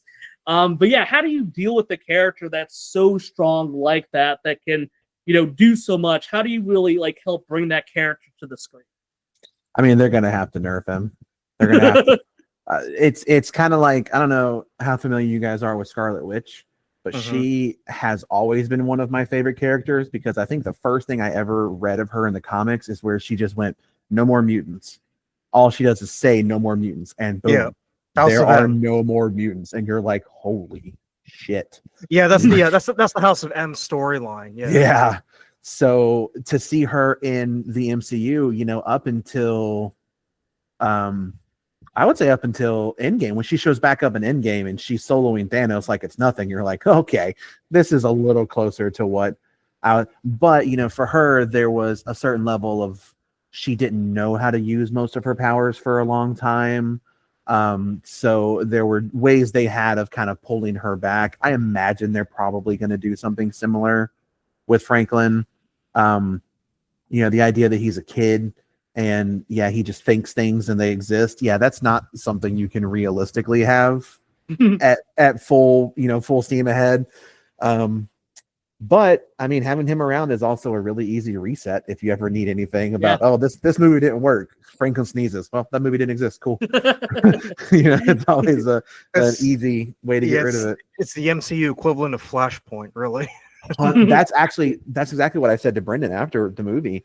Is I was like, he's got a great reset button where the idea of him being able to create, destroy, completely wipe from existence anything he wants to by thinking it. I mean, you do have a Flashpoint reset button in your back pocket at any point in time. We'll just call it the sneeze point, right? Yeah. Well, that's kind of the speculation right now with like Doomsday and Secret Wars. And then I guess Kevin Feige made some comments at San Diego Comic-Con recently, which kind of made people think that they're planning to sort of do a soft reboot of the MCU post Secret Wars. And a lot of people are speculating that that's why Doom shows up in the post-credits scene and is dealing with Franklin. Is he's going to take him, help create the Doom world where they're going to be doing all that stuff for Doomsday and Secret Wars. And then eventually he'll be a part of resetting the universe to start the mutant saga and everything else. Yeah, because it's following the Jonathan Hickman storyline, Secret Wars from 2015, where Doom basically takes different elements from all these different universes and puts them into one world called Battle World. So then when Battle World gets destroyed and the Marvel universe gets reset, all the elements from all these different universes kind of get merged into that one reality. So if the comics are anything to go by, it sounds like that's the direction they're going with here. We do have that issue with several characters now, I feel like, in the MCU, where they're kind of just god tier powerful and we need to find ways to knock them down. Like, I don't expect them to actually acknowledge like Gaia anymore from Secret Wars or anything from Secret Wars, really. But like, she's got all the powers of basically every Avenger in her body right now. Like, she's up there. Franklin obviously is like the god tier character now, so they're gonna have to find some way. Like you said, maybe there'll be like a mental stint or something he puts in to like stop him from being able to access the majority of his powers. Well, they might have to be selective as to who they're going to allow in the MCU, in the new MCU, to be at that level, because if it gets crowded, it's just going to be ridiculous. So I don't know if Brendon, I don't remember if you said you had finished Loki season 2, but I remember finishing it and being like, Loki might be the most powerful thing in the MCU right now. Like, Jesus, he's got almost Franklin level. If I don't want it to be here, I can make it not exist. So I was like, they, at least in the end of that, they do a pretty good job of wrapping him up by having him have to sit on the throne to actually regulate the things. So I was like, they do have ways they can find of doing it. it's just interesting to see. Yeah, because he's the Loki was one of those Atlas holding up the characters- multiverse, really. Dude, honestly, 100%. And he was one of those characters I really didn't like all that much, and then watched that show, and I'm like, oh no, this dude is fucking bomb. Like, I enjoy this. Yeah, I fucking like this so much.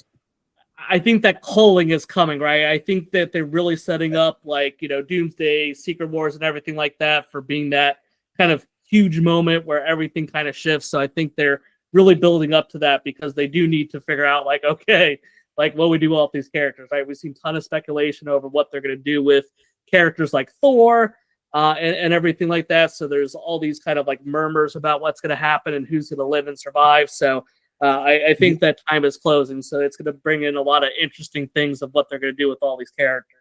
Yeah, I was about to say that, you know, we're talking a lot about, you know, rebooting, rewriting. Honestly, if you straight up just want to murder a lot of these people, fucking Dr. Doom's the damn one to bring along to do it. Yeah. Like, this dude can freaking wipe people out like it's nothing. So I was like, if you flat out just want to, you know, kill a good chunk of who's there, pretty good option to bring in. Mm-hmm. So yeah, and actually, Brendon, great job with the segue there. Talk right about like kind of the end credit scene, right, where we do kind of see Dr. Doom, right? We don't see it's you know, I think it's been spoiled enough that it's Robert Downey Jr. As I believe it was Comic-Con, right, where they had it and he was there, and I'm like, really wish he could have kept that one closer to the chest. That would have been much more interesting to see for the first time. Like, but I guess it's like one of those things where they just can't control themselves at this stage. It's just like, there's too many dollar signs in my eyes to not like talk about Robert Downey Jr., right? Because, you know, I mean, so many films, like, you hide the villain, right? Like, I think of the movie Seven, like, you know, how much of a great twist that is when you see who the villain is and everything. It's unexpected. For this, it's like, we'll just like have him show up at Comic-Con, like, you know, years before. Like, it's not even in production, but we're just gonna throw it out there. So, I would say just, you know, kind of, I guess, my final questions to the group, right? Not to say that there's not more discussion we can have, but one of the big things I've seen, right? I've seen this kind of discussion over the film. One of the biggest, I think, critiques I've seen is that the film is boring. I wanted to get your guys' input on, do you feel like this film is boring? Why or why not? I'll let you go first on that one. I didn't find it boring. I thought it was well written. I thought it was well paced. I think it had really interesting visuals. I never had a problem with it. I don't see where that comes from outside of just the general discourse there is online, where it's the cool thing to talk down on anything that's MCU or superhero or anything right now. Like, I don't know. I didn't feel it. To me, I think I said it to Bradley, actually. I think it felt to me like it was sort of phase one MCU in a lot of ways, where it was just sort of this own contained story of this one group of people. There wasn't any real reference to anything else in the Marvel verse about anything. It was just this. So it felt very phase one to me in that way, which is not what a lot of people are necessarily looking for in their comic book movies anymore. But I don't know. I didn't have a problem with it. I will say I did not have a problem with it either, but I almost guarantee you I know the people that had a problem with it, and why they had a problem with it is because I love the scene in I reference this all the time in Thor Ragnarok, where they're like, Hulk, let's go, and he's like, but big monster. I think because there were ultimately only maybe like 2 big like superhero power using fight scenes in this, there are going to be people who are like, garbage movie, horrible. Like, they want Avengers Infinity War, Avengers Endgame levels of conflict the entire time, which I think is boring. I think if you want that, go watch WWE. I think that's just, not to trash on wrestling, by the way. But, you know, I think if that's all you're looking for, there are different genres of movies out there for you. But I thought it was excellent. It was, I think, a very well-paced movie. I do think the writing is just immaculate in this. The casting is really good. All four of the Fantastic Four, Pedro is easily the one I'm the most familiar with. Honestly, everyone else, I think I've only seen them in maybe one or two other things. I am a little interested in, because there's one thing that really sucks about I'm blanking on his name right now, but the guy who played Ben Grimm, he's got a little bit of a weird name. Evan Moss Backrack. That's why I never remember it. The fact that he plays Gizmo in Punisher. So I was always hopeful they were going to bring him back, but I don't know in the MCU with him playing two characters in the MCU. I don't know. But I thought all four of the members of the Fantastic Four were cast really, really well. Again, Galactus, I mean, I'm never going to complain about him getting work. And I think this is just a great movie. I do like what you said, though, about it feeling like a phase one movie, because it definitely feels like this is a good movie that is very self-contained, but it really does open up opportunities for the future. The thing I'm probably the most interested in is, so have you guys seen Thunderbolts?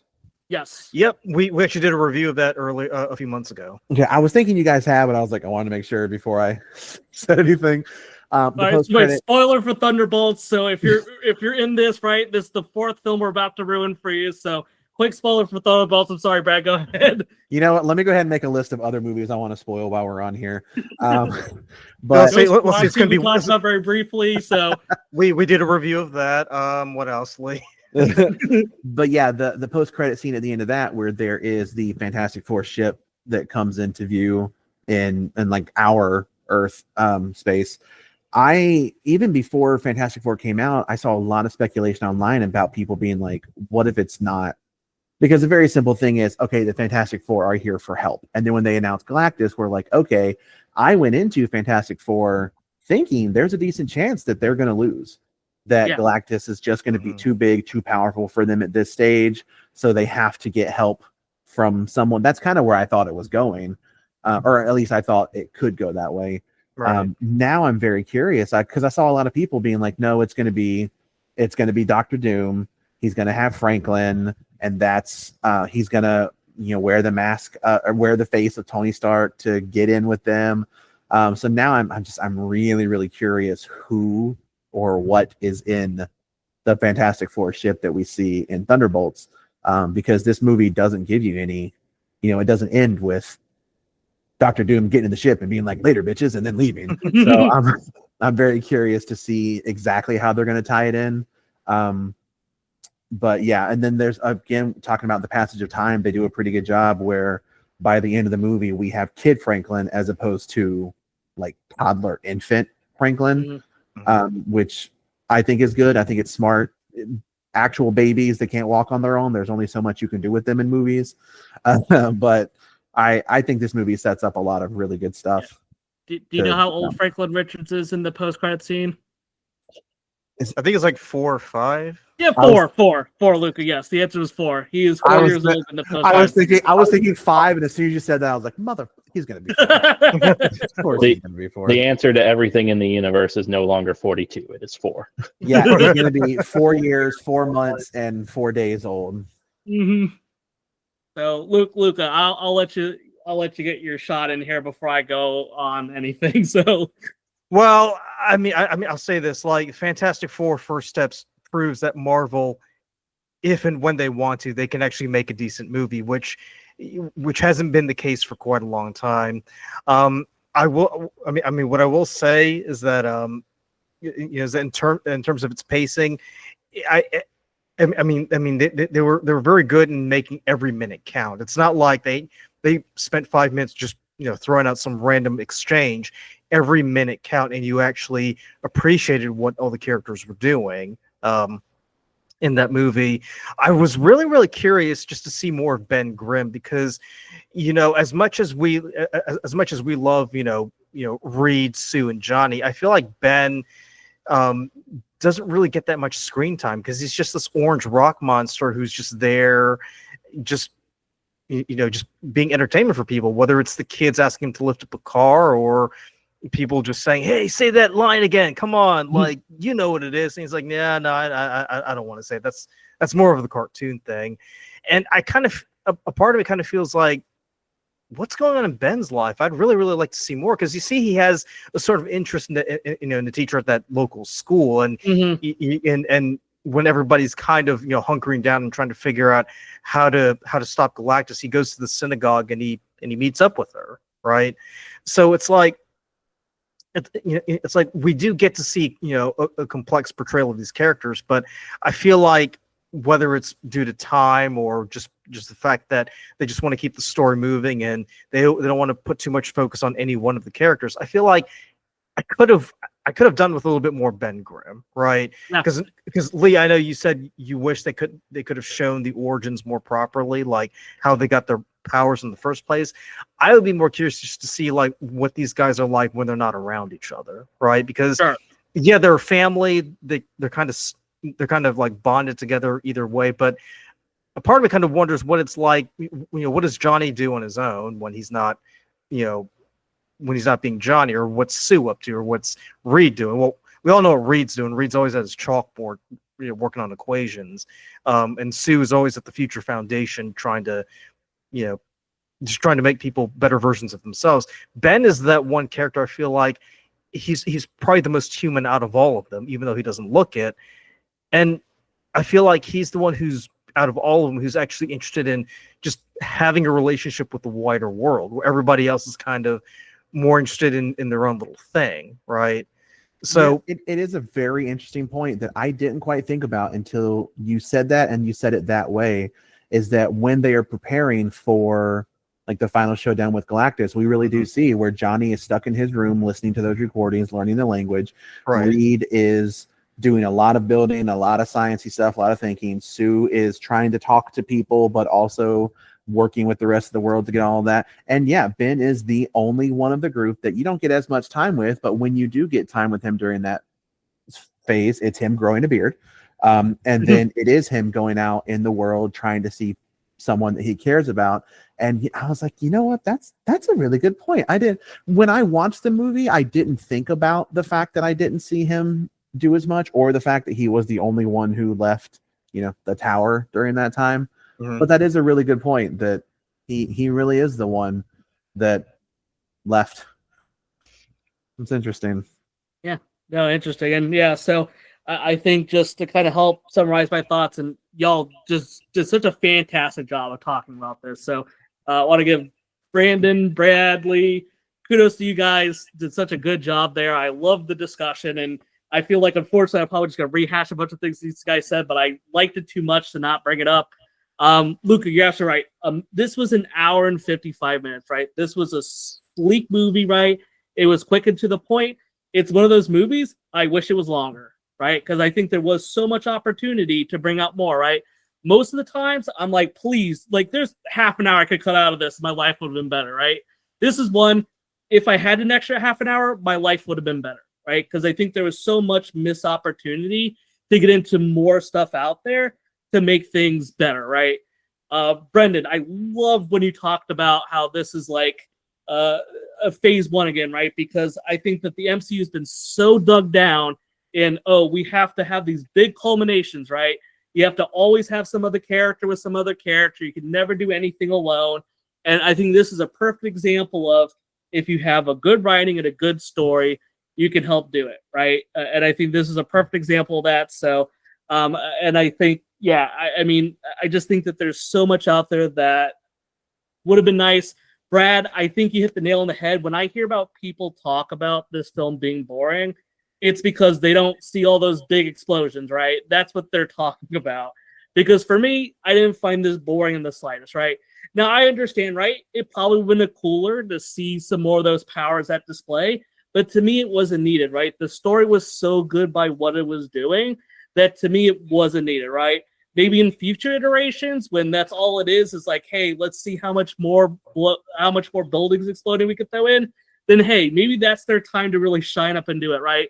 But this was a story where that wasn't necessary, and to me, they were able to do a good job with it. So I think like what me and Luca do for all of our reviews, right? We give a score at the end, right? We give a score out of 5, right?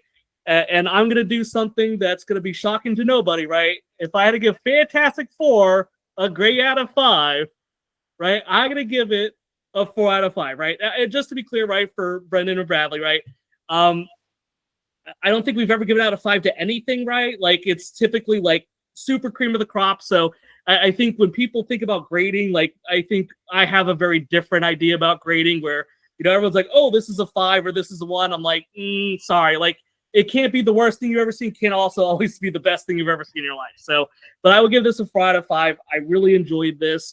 I think this is a great example of what the MCU can and shows that they still can do. Now the big question is going to be, can you match it with some of the future things you have out there? And like I said, seeing the Doomsday trailer of like, hey, let's name like every hero we've ever encountered, it's got me a little bit worried about what you're gonna be able to do, because it's hard to give screen time to 30 people. So we'll see what happens. But I think this was a great thing back. So I'll throw it to whoever else if you want to grade it out of 5. I'll go last. But yeah, Okay. you guys can go ahead and give your scores. I was gonna say real fast, by the way, I don't know. I've seen the video 1,000 times. I don't know if it's from a video game or if it's a fan-made thing. Have you guys seen the animated video of Dr. Doom versus Thanos, where Doom rips his whole skeleton out? I've seen those memes. Yeah. Okay. I've seen similar ones with the Hulk, which I know was fan-made or it's done by AI. So I don't know if I haven't seen that one. I guess we'll have to share some of that when we see it after this. But yeah, I haven't seen that one in particular. I'm wanting to say it's from a video game, but I think it's probably fan made because the voice for Thanos sounds like Brolin doing it. But it is like Thanos is walking towards Dr. Doom, and he says something about like, "Do you have the Infinity Gauntlet?" No, but even without it, I'm still Thanos, and that's going to be enough for you.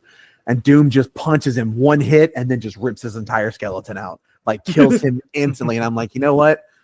This is how they should open Doomsday. That's how they should. That's 100% how they should open it. Is to just, because boy, doesn't that put into perspective how serious of a threat he is. I mean, funny enough, that actually happens in Secret Wars, where Thanos gets his spinal cord ripped out by Doom. So yeah. I will say on grading, I'm one of those people that I'm too nice to everything. If I like it, I'm like 5 stars. Like on my Voodoo, my Fandango, every single thing on there is 5-star or 1-star. So that's fine. That's perfectly fine. It's absolutely, I totally get it. Yeah, I would say 5-star because this is the most I have enjoyed an MCU movie in a long time. Like I also think maybe I was on a little bit of a high because we did see Superman, I think a week before or 2 weeks before. And I fucking hate Superman as a character. I have always hated Superman. I've always been like, he's too perfect, he's too powerful, blah, blah, blah. But this version I loved. I loved the movie. So I was like, maybe I was just a little bit on a superhero high, but this is the most fun I've had with an MCU movie in a long time. And I left like, I want to see this again. I kind of want to go back in theaters and see Fantastic Four again. So yeah, I would say 5 stars. Yeah, I enjoyed it enough that I'd be willing to go see it again in theaters. That only happens once every couple years. So I really enjoyed it. Yeah, I totally get where you're coming from in terms of like what you're saying with you reserve 5 out of 5 for like cream of the crop films. I totally get that. I would probably say that this is a 4 out of 5 for me. Like it's not a perfect film, obviously, but it really hits every note that I wanted to. I know Bradley mentioned his favorite scene from this movie was the one where Sue comes out and gives that big speech to the people of New York and the world, and that is a great scene. My favorite scene in this movie was actually the one in the lead up to the final battle where you just get Reed talking to baby Franklin in his bassinet, and he's talking about, I'm not going to try to figure out who you are anymore. I'm going to let you show me. That really hit me as like the peak moment of writing and really who Reed is. So You're such a softie. But Yeah, I really loved this movie. Like I said before, it felt like phase one, like Iron Man all over again, kind of just rewriting everything that we know about the MCU, but still carrying it forward. I'm excited to see where they go in the future with these characters, and I hope they get to explore them more efficiently. Like you were saying, expand more on Ben and Johnny, especially because I think we get a lot of Reed and Sue in this movie. But yeah, 4 out of 5. I'm really excited for what they can do in the future with this. While I'm thinking about it, because I'm definitely going to forget in 5 seconds, Luca, when you texted me asking if we wanted to come on here and like review this with you guys, we were in the theater. We had just sat down to see. Like literally, I remember pulling out my phone, looking, and leaning over to Brendon and be like, "You won't believe the text message I just got." Perfectly timed. Hey, stranger things could happen. I'm gonna keep up. I'm gonna maintain this 4 theme that we're gonna go on here. I'm gonna say 4.4 out of 5. I really enjoyed it. This is one of those movies where I genuinely rooted for the characters. I wasn't going through the motions. I didn't feel like I had to like it because everybody liked it. I liked it for its own merits. Like I said before, I wish we could have seen more of the characters in their off time, not just having to be superheroes 24/7. There were probably a few scenes that I felt like maybe they could have done without. I know, especially near the end when they run out of the TV studio and they're trying to figure out how to hook up the car seat. I was thinking maybe you kind of don't need to worry about that. That kind of got a little bit old after a while. But other than that, I just felt like Matt Shakeman of It's Always Sunny in Philadelphia fame, by the way, did a phenomenal job directing this movie. I thought the writing was on point. I thought everybody brought their A game to this. I'm very curious to see just how they're going to bring everything together in in Doomsday and Secret Wars, right? Because we saw what happened with the ship at the end of Thunderbolts, and there have been so many discussions online as to who could be in that ship. I'm more curious to see how are they going to reshape all these disparate elements, all these IPs that were kind of thrown to the wind many moons ago, and basically bring everybody back home. How are they going to incorporate, the Avengers, the X-Men, the Fantastic Four, Spidey, everybody, bring them all under one roof and kind of see where they go at this point. I'm just glad to see that, and I'm hoping that this is something that they will continue. But hope springs eternal. I hope they will continue with this idea of just making a movie that can stand on its own and not having to rely, because Lee, you and I have griped about this many times. It's so easy to just make a movie and just expect people to watch a 6-episode miniseries or watch 3 other movies in order to understand what's going on here. With Fantastic Four, I felt like I really didn't need to know much, because if you think about it, everybody knows who Galactus is at this point. Everybody knows how the Fantastic Four got their powers. I didn't have to watch some movie where I had to pay an obscene amount of money to Disney Plus just to get an idea of what's going on here. I could just enjoy it for what it was. So yeah, I mean, props to Matt Shakeman and everybody. Which is the ultimate counterpart to Thunderbolts. Exactly. When you're talking about it, I was like, bro, I love Thunderbolts. I got so much out of it, but my sister was like, would I enjoy it? And I'm like, bro, you need to be like, not need to, but in order to know. I was like, dude, there's so many. There are multiple. You have to do your homework. Yeah, like there's a lot you'd have to know going into it. So yeah, that's 100%. Like we see opposite ends of the spectrum back to back like that. And it shouldn't have to be this way too, because it's not. I mean, it's not like watching Captain America and the Winter Soldier is going to make Thunderbolts any better, right? I mean, and this is just a thought experiment. I just want to put out there. Let's say, for the sake of argument, they did do like a special on Disney Plus, or even like a mini series that kind of led up to the Fantastic Four. Would you have enjoyed the movie as much? Had they had not made the special or the mini series like in this reality? If that makes any sense, that question. I don't think it would have affected me that much, but honestly, I don't know that I would have watched it. I I tried so hard for so long to keep up with everything they were doing, and then it got to a point where I was just like, I don't care. Like when Echo came out, I thought she was a perfectly fine character. I didn't need a whole show of her. But then when I love Daredevil, I love Vincent D'Onofrio, and when well, Kingpin, but when Daredevil Born Again was coming out, I'm like, well, crap, now I've got to go watch Echo. No, I found a video online that was 1 minute long that was like everything you need to know from Echo before you watch Daredevil Born Again. I was like, sold. That is what I will watch. But then the ones that I do, like Loki, I didn't really care for Loki before that show, and it became, I will say honestly, in my humble opinion, I think Loki's probably the best thing the MCU has produced. I thought that show was just absolutely incredible. But then, like, I liked Scarlet Witch. WandaVision was fine. I didn't particularly need to see Agatha all along. I haven't yet.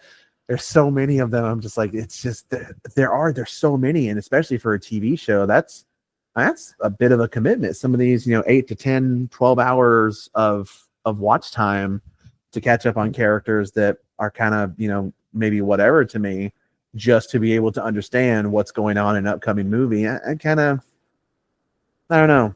Thunderbolts, I think, worked for me because I liked all the stuff that went into it. But at the same point in time, if I was watching these characters for the first time in a movie and there hadn't been anything before it, like the Fantastic Four, yeah. I kind of prefer it that way, honestly. Where if they had done something special before it, I probably wouldn't have watched it because I'm like, no, I'd rather just watch the standalone film. So I think it's kind of a double-edged sword where you can get a lot from it, but at the same point in time, do you need it? Is it too much? Yeah. At what point does it become too much? So I get both sides of it. I'm pretty much whatever.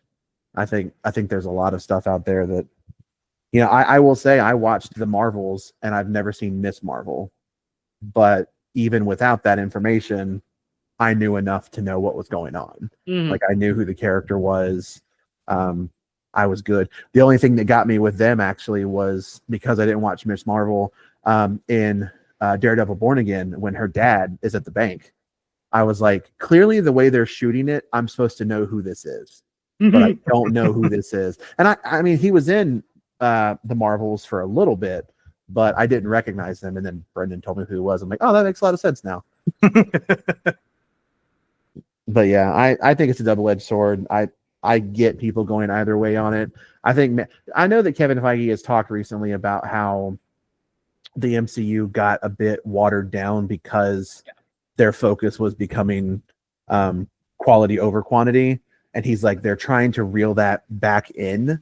And I am really, really hoping that the quality of Fantastic Four is a very good showing of what's to come. That's what I'm really hoping with. I really hope they kind of slow down a bit, intentionally slow down a bit, and really start taking their time focusing on the quality of these movies more, as opposed to, I kind of understand their thing about the MCU taking over like the zeitgeist of cinema for so long that in order to stay relevant, you had to just be in the box office all the time. You had to have one after another. So I understand why they did that when you talked earlier about having the dollar signs in your eyes. Unfortunately, I get them wanting to own the box office the way that they have for so long, but I would much rather them slow down, take their time, and produce movies of this kind of quality consistently. I think that's going to do a lot better for them in the long run too. And I think it's projected to outperform Superman too in terms of the box office. So, yep. So actually, that was my bonus question, right? Because I think we've all talked about, right, the Fantastic Four. I know this is obviously so close to the Superman film, right? So I guess this is my final thing for the group, right? What do we prefer more, right? Did you like Fantastic Four more and Superman? And before we hear it, right, because we're all going to hear, oh, we like it for different things. We got different reasons. I want you to imagine, right? You got a gun to your head. You got to say one. What's it gonna be? And actually, I'll be the one that starts first. To me, if I had to pick one, Fantastic Four blew me away. Right? I think this was the big thing. Superman, and like I said, I want to go into our Superman review. I think had just a little bit too much going on. I don't think the writing was as crisp. I think there was a little bit too much going on. I think Fantastic Four hit the right balance for me. And I think if I had to choose between which one of these I like more, I would go out and see Fantastic Four. So if you have to pick a superhero thing to watch for July, my vote would be go with The First Steps.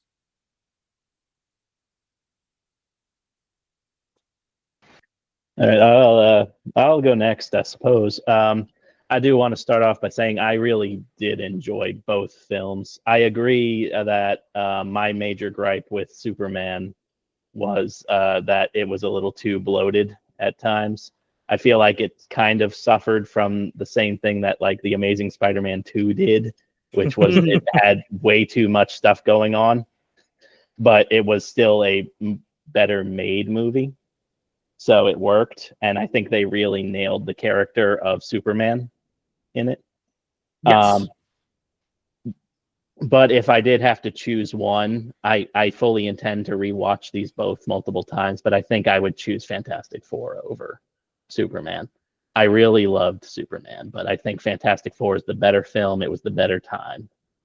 So that's where I would go. Same. I loved Superman. Again, I is my favorite Superman related thing so far.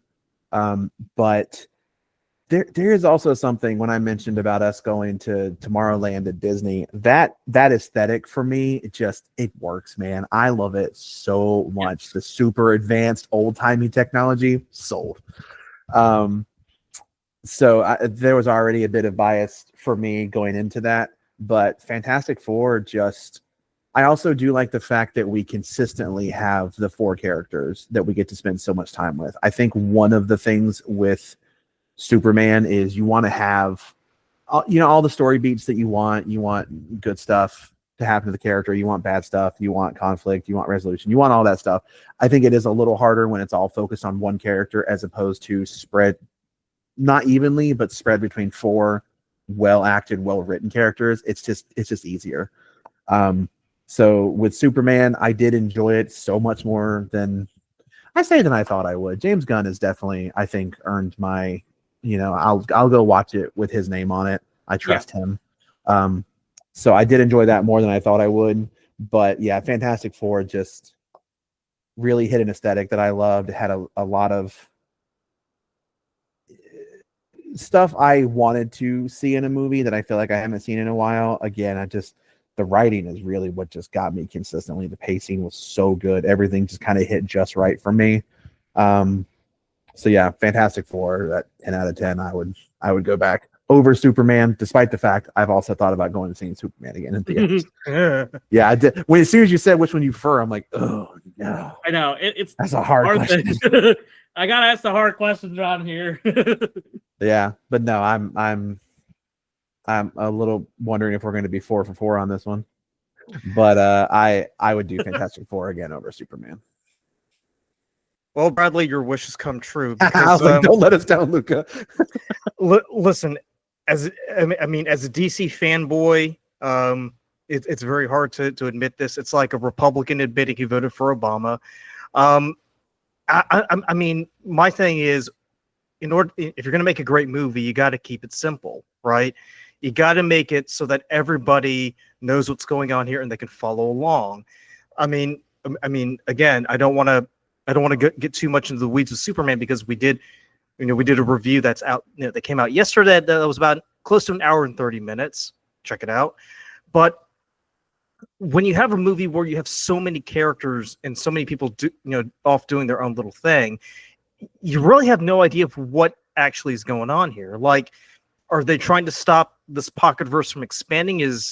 Are they trying to stop Lex Luthor, or is he trying to defeat the Hammer of Baravia, or is he trying to rehabilitate his name because everybody found out that his parents want him to basically spread a space seed all over the place? Like, you have no way of knowing what's going on here. Whereas with Fantastic Four, I mean, you've got believable characters doing believable things whose main mission is to save the world from Galactus. And I'm sorry, James Gunn, I love you, but you got to have a poster in your office that says "Keep it simple, stupid." Like, that's how. That's how that you're making a good movie is when everybody knows what's going on here. And all the classic films that we've reviewed in the past or that we've watched in the past, we know what their plots are, right? It's when a movie tries to, be more clever than it needs to be. That's when it falls down, and that's when people kind of say, well, it's great, but I like it because of this, not because of that, right? And it's a shame too, because these are directors and writers who put their heart and soul into trying to make a good movie, right? How would you feel if someone came up to you and said, "Listen, I appreciate what you're trying to do with this movie, and I appreciate the fact that you spent all this money trying to make it, but I didn't understand a single thing that was going on here." Mhm. I mean, you kind of have to wonder, where did you go wrong in the process? And I feel like James Gunn, like, yes, he can do a victory lap and just say, yes, score one for Team DC. But I kind of feel like someone needs to just sit him down and just say, look, baby, you did a great job, but you got to keep it simple, dude. Don't throw in all these different characters. Just focus on the one character and Get Susan. look at what Matt Why, Shakeman boss? did. He was Whoa, able to whoa, give us slow a very down. comprehensive What movie, do you mean and it didn't all take to up get to Susan? people's time. I mean, it's just one of those things where if you keep it simple, you make it believable, and you give people a reason to care, then a lot of people are going to flock in and just give their opinions and just say, yeah, I definitely thought they did a pretty good job with this movie. So yeah, 4 for 4, Fantastic Four first steps. Perfect. Luke, you got anything else for us? Well, I just want to thank you guys, Bradley and Brendon, for taking time out of your Absolutely. day to come onto this podcast. I mean, this was something that I actually originally wanted to have you guys come on and discuss Superman, but having realized there really wasn't that much to parse from Superman, I figured it'd be a lot better if we did Fantastic Four, because obviously the four of us reviewing Fantastic Four makes a lot more sense. But if people want to learn more about you guys or check out what you're doing, where can they go? So I know for me, the big thing for us is on YouTube. We are at Story Proof. Where else is the podcast hosted? We're basically on all the major platforms. We are on Spotify. We're on Podcastle. We're on Apple Podcasts. Like the service we use pretty much puts us everywhere, but our main stuff is going to be on like Spotify, Apple, and on the YouTube channel, Story Proof. Excellent. Yeah, he's very much the one in charge. I'm just the vibe guy. So you're like, where are you hosting? I'm like, shit. I know there are a few of them, but YouTube's the only one I know. Yeah, it's kind of the same story here. Lee has no idea what I'm doing on the back end. So I know you do clips or something. yeah, I know. When I told Lee about the robot, he was like, "Oh, okay, I guess that's cool now." So, but yeah, guys, I really can't thank you enough for joining us on this review. I definitely want to do more of these joint reviews because I love getting different perspectives on this. I know the next big movie I would love to take a look at is obviously Avengers Doomsday. Yeah. So that'll be pretty fun. But yeah, I mean, you guys are welcome onto this podcast anytime. If you Bradley, I know you and I still need to do a discussion of The Big Lebowski. Yes. So, but Brendon, are there any particular movies or TV shows or any topics that kind of interest you at all? I'm here for a little bit of everything. Like I plan to start doing a little mini series here on the channel about like film history and how film language developed from the very early days up to sort of the modern situation. So like I'm going all over the place, man. So And one thing I will say that I do kind of enjoy about the fact that Brendon and I do the podcast together is, he went to film school. He is so much more on the director side of it, the the writer side of it, editing, the filmmaking side of it. I'm an actor. I do a lot of theater. So I am much more, I feel like, focused on the acting side of it, some of the writing side of it. So it's always interesting when we talk about movies, how often he will be like, I really like this, or this really bothered me. And I was like, it really bothered you. I didn't even notice it. Like I didn't even know it was there. But then there's some times where I'm like, man, it's just like the very subtle face part here. And Brendon's like, there was an explosion in the background. How were you even looking at that part? So it is, I do get a kick sometimes about hearing just how often we will watch the same thing at the same time and have such completely different experiences, not even between liking and disliking, but literally the things that one of us will notice, one of us will appreciate, and again, the other person's like, I didn't even know that happened.